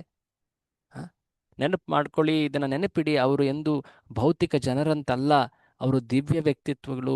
ಅವರು ಸಂಪೂರ್ಣ ಸಚ್ಚಿದಾನಂದ ಶರೀರದಲ್ಲಿರುವಂಥವರು, ಅವರು ಚಿನ್ಮಯರು. ಸೊ ಅವರ ಭಕ್ತಿಯ ಆ ಪರಾಕಾಷ್ಠೆಯನ್ನ ಕಾಣ್ತಾ ಇದ್ದೀವಿ. ಯಶೋದೆ ಉದ್ಧವನನ್ನ ಕಾಣಲಿಕ್ಕೆ, ಆತನ ಜೊತೆ ಮಾತಾಡ್ಲಿಕ್ಕೆ ಬರ್ಲಿಕ್ಕೆ ಆಗಲೇ ಇಲ್ಲ. ಯಾಕೆಂದ್ರೆ ಆಕೆ ಕೃಷ್ಣನ ವಿರಹದಲ್ಲಿ ಪೂರ್ತಿಯಾಗಿ ಅಳ್ತಾ ಇದ್ಲು. ಹೀಗೆ ವಸುದೇವ ದೇವಕಿಯರೇ ಅತಿ ಶ್ರೇಷ್ಠ ಭಕ್ತರು ಅಂತ ಪರಿಗಣಿಸಿದ್ದಂತಹ ನಮ್ಮ ಈ ಉದ್ಧವನಿಗೆ ಈಗ ನಂದ ಯಶೋದೆಯರ ಭಕ್ತಿಯನ್ನ ಕಂಡು, ಅವರ ಭಕ್ತಿಯ ಆಳ, ಪ್ರಮಾಣ ಇವುಗಳನ್ನ ಕಂಡು ಈಗ ಗೊತ್ತಾಗ್ತಾ ಇದೆ ಎಷ್ಟು ಈ ಉನ್ನತ ಭಕ್ತಿ ವೃಂದಾವನದವರದು ಅಂತ. ಆಗ ಉದ್ಧವ ಮಾತಾಡ್ಲಿಕ್ಕೆ ಪ್ರಾರಂಭ ಮಾಡ್ತಾನೆ. ಏನ್ ಹೇಳ್ತಾನೆ ನೋಡಿ? ಉದ್ಧವ ಹೇಳ್ತಾನೆ, ನೀವು ಮತ್ತೆ ಈ ತಾಯಿ ಯಶೋದೆ ಏನಿದ್ದೀರಾ, ಇವರು ಈ ಪೂರ್ತಿ ಅಸ್ತಿತ್ವದಲ್ಲಿಯೇ ಅತಿ ಉನ್ನತ ವ್ಯಕ್ತಿಗಳು. ನೀವು ಏನನ್ನೂ ಸಾಧಿಸುವ, ಪಡೆಯುವ ಅಗತ್ಯ ಇಲ್ಲ. ನೀವಾಗಲೇ ಅತಿ ಉನ್ನತವಾದಂತಹ ಆ ಭಗವತ್ ಪ್ರೇಮವನ್ನ ಪಡೆದಿದ್ದೀರಾ. ನಿಮ್ಮ ಪ್ರೇಮದ ಶುದ್ಧತೆ ಎಷ್ಟು ಮಹಾನ್ ಆಗಿದೆ. ನಿಮ್ಮ ಮಕ್ಕಳಾದಂತಹ ಈ ಕೃಷ್ಣ ಬಲರಾಮರು ಇವರು ಸಾಮಾನ್ಯರಲ್ಲ, ಇವರು ಭಗವಂತ. ಅಂಶಿ ಅಂಶ ಶ್ರೀಕೃಷ್ಣ ಅಂಶಿ, ಮೂಲ, ಸ್ವಯಂ, ಆದಿಪುರುಷ. ಬಲರಾಮ ಆತ ಅಂಶ, ವಿಸ್ತಾರ. ಆದರೆ ಒಂದು ರೀತಿಯಲ್ಲಿ ಇಬ್ಬರಲ್ಲೂ ಅಭೇದ ಇದೆ. ಇಬ್ಬರನ್ನು ಭಗವಂತ ಅಂತ ಕರೆದಿದ್ದಾರೆ, ನಾರಾಯಣ ಸಂಕರ್ಷಣರಂತೆ. ವಿಶ್ವದ ಬೀಜಗಳು ಅಂದ್ರೇನು, ಎಲ್ಲವೂ ಕೂಡ ಅವರಿಂದ ಉದ್ಭೂತವಾಗ್ತಾ ಇದೆ. ಅವರು ಪರಮಾತ್ಮರು, ಅವರು ಆದಿ ಭಗವಂತರು ಅಂತ ಇಲ್ಲಿ ಹೇಳ್ತಾ ಇದ್ದಾರೆ. ಹೇಗೆ ಸಾಮಾನ್ಯ ಜೀವಾತ್ಮ ಯಾವುದೇ ಅಶುದ್ಧ ಸ್ಥಿತಿಯಲ್ಲಿದ್ದರೂ ಕೂಡ ಭಗವಂತನ ಸ್ಮರಣೆ ಮಾತ್ರ ಮಾಡೋದ್ರಿಂದ ಆತ ಶುದ್ಧನಾಗಿ ಭಗವಂತನೊಡನೆ ಆತ ಸಂಪರ್ಕವನ್ನು ಸಾಧಿಸ್ತಾನೆ. ಸೊ ಇಂತಹ ವ್ಯಕ್ತಿಗಳಿಗೆ ಭಗವಂತನ ಸ್ಮರಣೆ ಎಷ್ಟು ಕಲ್ಯಾಣಕಾರಿಯಾಗಿದೆ. ನಿಮ್ಮ ಜೊತೆ ಕೃಷ್ಣ ಯಾವ ರೀತಿ ಲೀಲೆಗಳನ್ನ ತೋರಿಸ್ತಾ, ಸಾಮಾನ್ಯ ಮಗುವಿನಂತೆ ಆತ ನಿಮ್ಮ ಲಾಲನೆ ಪೋಷಣೆಯಲ್ಲಿದ್ದ. ನೀವು ಎಷ್ಟು ಆತನ ಸೇವೆಯನ್ನ ಸಲ್ಲಿಸಿದ್ದೀರಾ, ನಿಮಗೆ ಯಾವ ಕಾರ್ಯಗಳನ್ನ ಮಾಡೋದು ಉಳಿದಿದೆ ಎಲ್ಲವನ್ನು ಕೂಡ ನೀವು ಪಡೆದಿದ್ದೀರಾ, ಸಾಧಿಸಿದ್ದೀರಾ. ನಿಮಗೆ ಯಾವುದರ ಕೊರತೆ ಇಲ್ಲ. ನೀವು ಆ ಕೃಷ್ಣನ ಪರಮ ಭಕ್ತರು. ಕೃಷ್ಣ ಸದಾ ನಿಮಗೋಸ್ಕರ ಹಾತೊರಿತಾನೆ. ನಿಮ್ಮ ಪ್ರಿಯ ಮಗನಾಗಿ ಆತ ವ್ಯವಹರಿಸ್ತಾನೆ. ನಿಮ್ಮ ಮುಂದೆ ನಿಂತ್ಕೊಂಡು ಆತ ಅಳ್ತಾನೆ. ನಿಮ್ಮ ಆಜ್ಞಾ ಪಾಲಕನಂತೆ ಆತ ವರ್ತಿಸ್ತಾನೆ. ಹೇ ಉದ್ಧವ, ಏನ್ ಹೇಳ್ತಾ ಇದ್ದೀಯ? ನೀನು ನಮ್ಮನ್ನೇ ಪ್ರಶಂಸಿಸ್ತಾ ಇದ್ದೀಯ? ಏನಿದು? ನಾವು ಅತಿ ವಿಗರ್ಹರು ಅಂದ್ರೇನು, ನಮ್ಮನ್ನ ದೋಷಿಸ್ಬೇಕು. ನಾವು ಎಂತಹ ದುರ್ದೈವಿಗಳು. ಯಾಕೆಂದ್ರೆ ಆ ಕೃಷ್ಣ ನಮ್ಮನ್ನ ತ್ಯಜಿಸಿ ಹೋಗ್ಬಿಟ್ಟ. ಈ ರೀತಿಯಾಗಿ ಮಾತನಾಡ್ತಾ ಇದ್ದಾರೆ ನಂದ ಯಶೋದೆಯರಲ್ಲಿ. ಸೊ ಕೃಷ್ಣ ಎಂತಹ ಪರಮ ಆ ರಸವನ್ನ ಅಲ್ಲಿ ಆದಾನ ಪ್ರದಾನ ಮಾಡ್ತಾರೆ. ಒಂದು ರೀತಿ ಅಪ್ರಕಟ ರೂಪದಲ್ಲಿ ಕೃಷ್ಣ ಅಲ್ಲಿದ್ದಾನೆ. ಸೊ ಆಗ ನಂದ ಯಶೋದೆ, ನಂದ ವಿಶೇಷನಾಗಿ ಯಾವಾಗ ಕೃಷ್ಣ ಬರ್ತಾನೆ, ನೀನು ಈ ದಿನ ಬರ್ತಾನೆ ಅಂತ ಹೇಳಿದ್ರೆ ಅಟ್ಲೀಸ್ಟ್ ನಮಗೆ ಆ ಆಶಯದಿಂದ ಆದ್ರೂ ನಾವು ಜೀವಿಸ್ತೀವಿ. ದಯವಿಟ್ಟು ಯಾವಾಗ ಬರ್ತಾನೆ ಹೇಳು. ನಿನಗೆ ಖಚಿತವಾಗಿ ಗೊತ್ತಿರುತ್ತೆ, ನೀನು ಅವನ ಪ್ರತಿನಿಧಿಯಾಗಿ ಬಂದಿದ್ದೀಯಾ, ಹೇಳು. ಆಗ ಉದ್ಧವ ಯೋಚಿಸ್ತಾನೆ, ನಾನು ಇವರಿಗೆ ಏನು ಅಂತ ಸಲಹೆ ನೀಡ್ಲಿ? ಸಾಮಾನ್ಯರಿಗೆ ಅಯ್ಯೋ ಈ ಪರಿವಾರ, ಈ ಸಂಸಾರ, ಇವೆಲ್ಲ ಈ ಆಸಕ್ತಿ ಜಂಜಾಟಗಳನ್ನ ತ್ಯಜಿಸಿ, ಇವೆಲ್ಲವೂ ಕೂಡ ದುಃಖದ ಕಾರಣ. ನೀವು ಆ ಪರಮ ಪ್ರಭುವಿಗೆ ನೀವು ಆಸಕ್ತರಾಗಿ ಸಮರ್ಪಿತರಾಗಿ ಅಂತ ಹೇಳ್ತೀವಿ. ಆದರೆ ಈ ಸಲಹೆಯನ್ನು ನಾನು ನಂದ ಮಹಾರಾಜನಿಗೆ, ಯಶೋದೆಗೆ ಹೇಗೆ ಹೇಳಲಿ? ಅವರು ಎಲ್ಲರಿಗಿಂತ ಹೆಚ್ಚಾಗಿ ಕೃಷ್ಣನಲ್ಲಿ ಆಕರ್ಷಿತರಾಗಿದ್ದಾರೆ, ಆಸಕ್ತರಾಗಿದ್ದಾರೆ. ಈಗ ಅವರು ಕೃಷ್ಣ ತಮ್ಮಿಂದ ದೂರನಾಗಿದ್ದಾನೆ ಅಂತ ತಮ್ಮ ದುರ್ಭಾಗ್ಯ ಅಂತ ಹೇಳಿ ಪರಿಗಣಿಸಿ ಅವರು ನೋವಿನಲ್ಲಿದ್ದಾರೆ. ಸೊ ಈ ಸಮಯದಲ್ಲಿ ಒಂದು ರೀತಿ ಧರ್ಮ ಸಂಕಟದಲ್ಲಿ ಬೀಳ್ತಾನೆ ಉದ್ಧವ. ಏನು ಹೇಳಬೇಕು ಅಂತ ಆತನಿಗೆ ಗೊತ್ತಾಗೋದಿಲ್ಲ. ಆ ಸಮಯದಲ್ಲಿ ವಿಶೇಷವಾಗಿ ಉದ್ಧವ ಯೋಚಿಸ್ತಾನೆ, ನಾನು ಕೃಷ್ಣ ಈ ದಿನ ಬರ್ತಾನೆ ಅಂತ ಹೇಳಿದ್ರೆ ಆ ದಿನ ಕೃಷ್ಣ ಬರದೇ ಇದ್ರೆ ಏನಾಗುತ್ತೆ? ಕೃಷ್ಣನನ್ನ ನಾನು ಹೋಗಿ ಮಥುರೆಗೆ ಹೋಗಿ ಕೃಷ್ಣನನ್ನ ನಾಳೆ ಕರೆದುಕೊಂಡು ಬಂದುಬಿಟ್ರೆ ಅಲ್ಲಿ ಕಂಸನ ವಧೆಯಾದ ನಂತರ ಆತನ ಮಾವನಾದ ಜರಾಸಂಧ ಕಾಯ್ತಾ ಇದ್ದಾನೆ. ಆತನ ಪುತ್ರಿಯರು ಈಗ ವಿಧವೆಯರಾಗಿದ್ದಾರೆ. ಹಾಗಾಗಿ ಜರಾಸಂಧ ಅಲ್ಲಿ ಆಕ್ರಮಣ ಮಾಡಿ ಮಥುರೆಯನ್ನು ನಾಶ ಮಾಡ್ತಾನೆ. ವಸುದೇವ ದೇವಕಿ ಇನ್ನಿತರ ಯಾದವರ ರಕ್ಷಣೆಯನ್ನ ಯಾರು ಮಾಡ್ತಾರೆ? ಓಕೆ, ಹಾಗಾದ್ರೆ ಕೃಷ್ಣ ಇಲ್ಲಿ ಬಂದ ತಕ್ಷಣ ವ್ರಜವನ್ನ ಬಿಟ್ಟು ವೃಂದಾವನವನ್ನು ಬಿಟ್ಟು ಮತ್ತೆ ಮಥುರೆಗೆ ಹೋಗಿ ಅಲ್ಲಿ ರಕ್ಷಣೆಯನ್ನ ಮಾಡ್ಲಿ ಅಂತ ಅಂದ್ರೆ ಇಲ್ಲಿ ವೃಜವಾಸಿಗಳು ಪದೇ ಪದೇ ಕೃಷ್ಣ ಬಂದು ಹೋಗಿ ಈ ವಿರಹವನ್ನು ಅವರು ಸಹಿಸ್ತಾರ? ಅವರು ನಿಜವಾಗಿಯೂ ಪ್ರಾಣ ತ್ಯಾಗವನ್ನ ಮಾಡ್ತಾರೆ. ಕೃಷ್ಣ ಇನ್ನೇನು 4-5 ವರ್ಷಗಳಲ್ಲಿ ಬರ್ತಾನೆ ಅಂತ ಹೇಳಲ್ಲ, ಅದು ಅವರಿಗೆ ತುಂಬಾ ದೀರ್ಘವಾಗತ್ತೆ. ಅಷ್ಟೊಂದು ವರ್ಷಗಳು ಆತ ಅಲ್ಲಿಯೇ ಇರ್ತಾನೆ ಅಂತ ಹೇಳಿದ್ರೆ ಅವರು ಹೇಗೆ ತಮ್ಮ ಜೀವನವನ್ನು ನಡೆಸ್ತಾರೆ? ಪ್ರಾಣವನ್ನು ಹೇಗೆ ಹಿಡಿದಿಡ್ತಾರೆ? ಅಥವಾ ಅವನು 4-5 ದಿನಗಳಲ್ಲಿ ಬರ್ತಾನೆ ಅಂತ ಹೇಳಿ ಕೃಷ್ಣ ಬರದೇ ಇದ್ರೆ ಅದು ಸುಳ್ಳಾಗತ್ತಲ್ವಾ? ಅದಾದ ಮೇಲೆ ಕೂಡ ಅವರು ಆ ಆ ಸಮಯ ಆದಮೇಲೆ ಅವರು ಮತ್ತೆ ಪ್ರಾಣತ್ಯಾಗ ಮಾಡ್ತಾರೆ. ಏನು ಮಾಡಲಿ ಅಂತ ಹೇಳಿ ಆಗ ಉದ್ಧವ ಒಂದು ರೀತಿ ಧರ್ಮ ಸಂಕಟದಲ್ಲಿದ್ದಾಗ ಅವನಿಗೆ ಒಂದು ಉಪಾಯದಂತೆ ಕಾಣುತ್ತೆ. ಏನದು? ಆಯಿತು, ನಾನೀಗ ಆಧ್ಯಾತ್ಮಿಕ ಜ್ಞಾನವನ್ನು ಹೇಳ್ತೀನಿ. ಆ ಜ್ಞಾನವನ್ನು ಹೇಳಿ ಆ ಕೃಷ್ಣ ಆತ ಕೇವಲ ನಿಮ್ಮ ಮಗನಷ್ಟೇ ಅಲ್ಲ, ಆತ ಪರಮತತ್ವ, ಆತ ನಿರಾಕಾರ ಬ್ರಹ್ಮ, ಸರ್ವಾಂತರ್ಯಾಮಿ ಪರಮಾತ್ಮ, ಎಲ್ಲದರ ಮೂಲ, ಎಲ್ಲದರ ಆಶ್ರಯ. ಈ ಮಾತುಗಳನ್ನು ಅವರಿಗೆ ನಾನು ಹೇಳ್ತೀನಿ ಅಂತ ಹೇಳಿ ಆಗ ಉದ್ಧವ ಈ ಮಾತುಗಳನ್ನು ಹೇಳಲಿಕ್ಕೆ ಪ್ರಾರಂಭ ಮಾಡ್ತಾನೆ. ನೀವು ಬೇಗನೆ ಕೃಷ್ಣನನ್ನ ಕಾಣ್ತೀರಾ, ಆದರೆ ಅರ್ಥ ಮಾಡ್ಕೊಳ್ಳಿ, ಕೃಷ್ಣ ಎಲ್ಲೆಡೆಯೂ ಸ್ಥಿತನಾಗಿದ್ದಾನೆ. ಹೇಗೆ ಮರಮರದಲ್ಲಿ ಅಗ್ನಿ ಇರುತ್ತೋ ಹಾಗೆ ಪ್ರತಿಯೊಬ್ಬರ ಹೃದಯದಲ್ಲೂ ಕೂಡ ಆತ ಪರಮಾತ್ಮ ರೂಪದಲ್ಲಿದ್ದಾನೆ. ಆತ ಪರಮಾತ್ಮನಂತೆ ಒಬ್ಬ ನಿರಪೇಕ್ಷ ಸಾಕ್ಷಿಯಾಗಿ ಆತ ನಿಂತಿದ್ದಾನೆ. ಯಾರಿಂದನೂ ಅಪೇಕ್ಷೆ ಪಡದೆ ಆತ ಎಲ್ಲರಿಗೂ ಕೂಡ ಅವರ ಕರ್ಮ ಫಲಗಳನ್ನು ನೀಡ್ತಾ ಇದ್ದಾನೆ. ಹೇಳಬೇಕಂದ್ರೆ ಆತನಿಗೆ ಯಾವುದೇ ಮೂಲ ಇಲ್ಲ, ಸರ್ವರ ಮೂಲ ಅವನು. ಅವನಿಗೆ ತಂದೆ, ತಾಯಿ, ಪತ್ನಿ, ಮಕ್ಕಳು ಇವರು ಯಾರೂ ಇಲ್ಲ. ಹೇಳಬೇಕಂದ್ರೆ ಎಲ್ಲರೂ ಕೂಡ ಅವನಲ್ಲಿ ಆಶ್ರಿತರು. ಅವನಿಗೆ ಭೌತಿಕ ಶರೀರ ಸಂಬಂಧಗಳು ಯಾವೂ ಇಲ್ಲ. ಅವನಿಗೆ ಯಾವ ಕರ್ಮವೂ ಇಲ್ಲ. ಅವನು ಕೇವಲ ತನ್ನ ಭಕ್ತರನ್ನ ರಕ್ಷಣೆ, ಪೋಷಣೆ, ಅವರನ್ನ ಪ್ರಸನ್ನರನ್ನಾಗಿ ಮಾಡಲಿಕ್ಕೆ ಮಾತ್ರ ಜನ್ಮವನ್ನು ಪಡಿತಾನೆ, ಕಾರ್ಯಗಳನ್ನು ನೆರವೇರಿಸ್ತಾನೆ. ಈ ಎಲ್ಲ ಕಾರ್ಯಗಳೇನಿವೆ ಭೌತಿಕ ಜಗತ್ತಿನಲ್ಲಿ, ಸೃಷ್ಟಿ, ಸ್ಥಿತಿ, ಲಯಗಳೆಲ್ಲವೂ ಕೂಡ ಆತನ ಶಕ್ತಿಗಳಿಂದ ನೆರವೇರುತ್ತೆ. ಆತನ ಶಕ್ತಿಯಾದಂತಹ ಭೌತಿಕ ಪ್ರಕೃತಿ, ಆ ಪ್ರಕೃತಿಯಲ್ಲಿ ಬರುವಂತಹ ಈ 3 ಗುಣಗಳ ಕಾರಣದಿಂದಾಗಿ ಎಲ್ಲವೂ ಘಟಿಸುತ್ತೆ. ಕೆಲವೊಮ್ಮೆ ಸಾಮಾನ್ಯ ಜೀವಿ ನಾನೇ ಎಲ್ಲದರ ಕರ್ತ ಅನ್ನೋ ಒಂದು ಅಹಂಕಾರದಲ್ಲಿ ಒಂದು ರೀತಿಯ ಮತಿಭ್ರಮಣೆಯಂತೆ ಆತ ವರ್ತಿಸ್ತಾನೆ. ಹೇಗೆ ತುಂಬ ತಿರುಗಾಡ್ತಾನಲ್ಲ ವ್ಯಕ್ತಿ, ಚಕ್ಕರ ಆದಂತಹ ವ್ಯಕ್ತಿಗೆ ಹೇಗೆ ಭೂಮಿನೇ ತಿರುಗದಂತೆ ಕಾಣುತ್ತೋ ಹಾಗೆ ಅಹಂಕಾರಿ ನಾನೇ ಕರ್ತ, ಅಹಂಕಾರ ಇತಿ ಏನು ಭಗವದ್ಗೀತೆಯಲ್ಲಿ ಕೃಷ್ಣ ಹೇಳಿದ್ದಾನೆ, ತಾನೇ ಕರ್ತ ಅಂತ ಭಾವಿಸುವಂತಹ ಭಾವ ಏನಿದೆ ಅದು ಅಹಂಕಾರದಿಂದಾಗಿ ಕಾಣುತ್ತೆ. ಹೇಳಬೇಕಂದ್ರೆ ಎಲ್ಲವೂ ಕೂಡ ಆ ಕೃಷ್ಣನ ಶಕ್ತಿಯ ಕಾರಣದಿಂದ ನಡೀತಾ ಇದೆ. ಆ ಹರಿ, ಆ ಕೃಷ್ಣ ನಿಮ್ಮ ಮಗನಷ್ಟೇ ಅಲ್ಲ, ಈ ಪೂರ್ತಿ ಅಸ್ತಿತ್ವದ ಧಾರಕ. ಆತ ಎಲ್ಲರ ಮಗ, ಆತ್ಮ, ತಂದೆ, ತಾಯಿ. ತ್ವಮೇವ ಮಾತಾ ಪತಿತ ತ್ವಮೇವ ಬಂಧುರ್.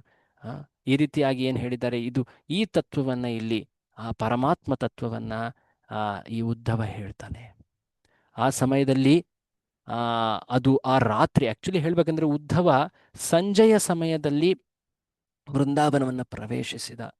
ಸಂಜೆಯ ಸಮಯದಲ್ಲಿ ಆತನ ಸತ್ಕಾರ ಕಾರ್ಯಗಳೆಲ್ಲವೂ ನಡೆದವು. ಆ ರಾತ್ರಿ ಪೂರ್ತಿ ಈ ಸಂವಾದಗಳು ನಡೀತವೆ. ಅದಾದ ಮೇಲೆ ಬೆಳಗ್ಗೆ ಆಗ್ತಾ ಇದ್ದ ಹಾಗೆ ಉದ್ಧವ ಬಂದಂತಹ ರಥ, ಆ ನಂದ ಭವನದ ಹೊರಗಿರುವಂತಹ ರಥವನ್ನ ಅಲ್ಲಿರುವಂತಹ ಗೋಪಿಯರು ಕಾಣ್ತಾರೆ. ಕೆಲವು ದಿನಗಳ ಹಿಂದೆ ಅವರು ರಥವನ್ನ ಕಂಡಿದ್ರು. ಆ ರಥ ಅದು ತುಂಬಾ ನೋವನ್ನು ಉಂಟು ಮಾಡಿತ್ತು. ಯಾರ ರಥವಾಗಿತ್ತದು? ಯಾರ ರಥವಾಗಿತ್ತದು? ಅಕ್ರೂರನ ರಥವಾಗಿತ್ತು. ಅಕ್ರೂರ ಕಂಸನ ರಥವನ್ನ ತಂದಿದ್ದ ಅನ್ನೋದು ಅವರಿಗೆ ಗೊತ್ತಾಗಿತ್ತು. ಮತ್ತೆ ಆ ಕಂಸನ ರಥವೇ ಇಲ್ಲಿ ಕಂಡಂತಾಗ್ತಾ ಇದೆ. ಅಕ್ರೂರನೇ ಬಂದಿರಬೇಕು. ಓ ನೋಡಿ, ಆ ಅಕ್ರೂರ ಮತ್ತೆ ಬಂದಿದ್ದಾನೆ. ಕೃಷ್ಣನನ್ನ ಕರ್ಕೊಂಡು ಹೋಗಿ ಆ ಕಂಸನ ವಧೆಯನ್ನ ಮಾಡ್ದ. ಆ ಕಂಸನ ಕಂಸನಿಗೆ ಆಹುತಿ ನೀಡಲಿಕ್ಕೆ ಅಂತ ಹೇಳಿ ನಮ್ಮನ್ನ ಕೊಂದು ನಮ್ಮ ಶರೀರವನ್ನ, ನಮ್ಮ ಮಾಂಸವನ್ನ ತೆಗೆದುಕೊಂಡು ಹೋಗಿ ಆತ ಆ ಯಜ್ಞಕ್ಕೆ ಅಥವಾ ಶ್ರಾದ್ದಕ್ಕೆ ಉಪಯೋಗಿಸ್ಲಿಕ್ಕೆ ಬಂದಿದ್ದಾನಾ? ಓಹೋ, ಅಕ್ರೂರ ಬಂದಿದ್ದಾನೆ ಅಂತ ಹೇಳಿ ಆಗ್ಲೇ ಆ ಗೋಪಿಯರು ಯೋಚಿಸ್ತಾ ಇದ್ದಾರೆ. ಇದಾದ ಮೇಲೆ ಉದ್ಧವ ಆ ಗೋಪಿಯರ ಬಳಿ ಹೋಗೋನಿದ್ದಾನೆ. ಆ ಗೋಪಿಯರು ಹೇಗೆ ಆ ಉದ್ಧವನ ಮಾತುಗಳನ್ನ ಕಾಣ್ತಾರೆ, ಹೇಗೆ ಸ್ವೀಕರಿಸ್ತಾರೆ, ಆ ಉದ್ಧವನಿಗೆ ನೀಡಿದಂತಹ ಆ ಸಂದೇಶ ಕೃಷ್ಣ ಏನು ಸಂದೇಶ ಕೊಟ್ಟಿದ್ದ ಉದ್ಧವನಿಗೆ, ಆ ಸಂದೇಶ ಏನು, ಗೋಪಿಯರಿಗೆ ನೀಡಿದ್ದಂತಹ ಸಂದೇಶ ಏನು ಅನ್ನೋದನ್ನ ನಾವು ಮುಂದಿನ ಚರ್ಚೆಯಲ್ಲಿ ನೋಡೋಣ. ಅದಾದ ಮೇಲೆ ಉದ್ಧವ ಸಾಂತ್ವನ ಮಾಡಲಿಕ್ಕೆ ಅಂತ ಬಂದಂತಹ ಉದ್ಧವನಿಗೆ ಏನಾಯಿತು? ಸುಮಾರು 3 ತಿಂಗಳ ಕಾಲ ಉದ್ಧವ ಅಲ್ಲೇ ವಾಸ ಮಾಡ್ತಾನೆ. ಅವರ ಭಕ್ತಿಯನ್ನ ಕಾಣ್ತಾ, ಅವರ ಆ ಪ್ರಶಂಸೆಯನ್ನ ಮಾಡ್ತಾ ಆತ ಆ ಪರಮ ಭಕ್ತರನ್ನ ಕಾಣ್ತಾನೆ ಅಲ್ಲಿ. ಅದೇನಾಯ್ತು ಅನ್ನೋದನ್ನ ವಿಶೇಷವಾಗಿ ಉದ್ಧವ ಆ ಗೋಪಿಯರ ಬಳಿ ಹೋದಾಗ ಅಲ್ಲೊಂದು ವಿಶೇಷವಾದಂತಹ ಒಂದು ಗೀತೆಯನ್ನ ಗೋಪಿಯರು ಹಾಡ್ತಾರೆ. ಆ ಗೀತೆಗೆ ಭ್ರಮರ ಗೀತೆ ಅಂತ ಹೇಳ್ತಾರೆ. ತಾವೆಲ್ಲ ಆಗ್ಲೇ ಕೇಳಿರೋ ಹಾಗೆ ವೃಂದಾವನದ ಈ ಭಕ್ತರ ಕುರಿತಾದಂತಹ ಗೀತೆಗಳು, ವೇಣುಗೀತೆ, ಇನ್ಯಾವ ಗೀತೆ ನೋಡಿದ್ವಿ ನಾವು? ವೇಣುಗೀತೆ, ಗೋಪಿ ಗೀತೆ, ಇನ್ನೊಂದು ಗೀತೆಯನ್ನು ಕೂಡ ಕಂಡಿದ್ವಿ, ಯುಗಲ ಗೀತೆ, ನೆನ್ಪಿದ್ಯಾ? ಈಗ ಇಲ್ಲಿ ಬರ್ತಾ ಇರೋದು ಭ್ರಮರ ಗೀತೆ. ಒಟ್ಟೆಷ್ಟಾಯ್ತು ಗೀತೆಗಳು ಇಲ್ಲಿವರೆಗೆ? 4 ಇದಾದ್ಮೇಲೆ ಕೊನೆಗೂ ಕೂಡ ಮತ್ತಿನ್ನೊಂದು ಗೀತೆ ಬರುತ್ತೆ, 5ನೆಯ ಗೀತೆ. ಆ ಗೀತೆ ಅದು ವಿರಹ ಗೀತೆ, ಮಹಿಷಿ ಗೀತೆ. ಅದನ್ನ ಮುಂದೆ ನೋಡೋಣ. ಮುಖ್ಯವಾಗಿ ನಾವು ಈ ದಿನ ಏನು ವೃಂದಾವನದ ಭಕ್ತರ ಸ್ಥಿತಿ ಅಥವಾ ತತ್ವವನ್ನು ತಿಳಿಲಿಕ್ಕೆ ಪ್ರಯತ್ನ ಪಟ್ವಿ. ನಾಳೆಯ ಚರ್ಚೆಯಲ್ಲಿ ಆ ಭ್ರಮರ ಗೀತೆಯನ್ನು ಕೂಡ ನೋಡೋಣ. ಆ್ಯಕ್ಚುಲಿ ಹೇಳಬೇಕಂದ್ರೆ ಈ ವಿಷಯಗಳು ತುಂಬ ಉನ್ನತ ವಿಷಯಗಳು. ಕೇವಲ ಮತ್ತು ಕೇವಲ ಗುರು ಆಚಾರ್ಯರ ವಾಣಿ ಮಾತ್ರ ಇಲ್ಲಿ ನಾವು ಅದನ್ನು ಆಶ್ರಯಿಸಿ ಮಾತ್ರ ಇಲ್ಲಿ ನಡೀಲಿಕ್ಕೆ ಸಾಧ್ಯ. ಆದರೆ ಒಂದು ರೀತಿ ಈ ಕ್ರಮದಲ್ಲಿ ನಾವು ಭಾಗವತ ಏನು ಹೇಳುತ್ತೆ, ಕಲವು ಜನಿಷ್ಯಮಾಣ ನಾಂ ಅಂದ ಮಾತನ್ನ ನಾವು ನೋಡಿದ್ವಲ್ವ. ಕಲಿಯುಗದ ಜೀವಿಗಳ ದುಃಖವನ್ನು ನಿವಾರಿಸಲಿಕ್ಕೆ ಅಂತಲೇ ಕೃಷ್ಣ ಎಲ್ಲ ಲೀಲೆಗಳನ್ನು ಮಾಡಿದ್ದಾನೆ ಅಂತ ಶುಕಮುನಿಗಳು ಹೇಳಿದ್ದಾರೆ. ಸೊ ಹಾಗಾಗಿ ಆ ಭಾವದಲ್ಲಿ ಗುರು ಆಚಾರ್ಯರ ವಾಣಿಯ ಸಹಾಯ ಆಶ್ರಯದಿಂದ ನಾವಿಲ್ಲಿ ಕಲಿತಾ ಇದ್ದೀವಿ. ಭಕ್ತರ ಪ್ರಶಂಸೆಯನ್ನು ಇನ್ನಷ್ಟು ಹೆಚ್ಚುಗೊಳಿಸಿ ಅವರ ಸ್ಥಾನವನ್ನು ಗೌರವಿಸ್ತಾ ಅಭಿಲಾಷೆ ಇಟ್ಟು ನಾವು ಮುನ್ನಡೆಯಬಹುದು. ಹರೇ ಕೃಷ್ಣ. ನಾಳೆಯ ಚರ್ಚೆ ಇದು ಮುಂದುವರಿಯುತ್ತೆ. ಈ ಭ್ರಮರ ಗೀತೆ ಮತ್ತು ಉದ್ಧವ ಮತ್ತು ಗೋಪಿಯರ ನಡುವೆ ಆದಂತಹ ಸಂಭಾಷಣೆಯನ್ನು ಕೂಡ ನಾವು ನಾಳೆ ನೋಡೋಣ. ತಮ್ಮೆಲ್ಲರಿಗೂ ಹೃತ್ಪೂರ್ವಕ ಧನ್ಯವಾದ. ಹರೇ ಕೃಷ್ಣ. ಶ್ರೀಲ ಪ್ರಭುಪಾದರಿಗೆ ಜಯ. ಯಾರಿಗಾದರೂ ಏನಾದರೂ ಪ್ರಶ್ನೆ ಇದ್ದರೆ ದಯವಿಟ್ಟು ಅಥವಾ ಟೀಕೆ ಇದ್ದರೆ ಹೇಳಿ.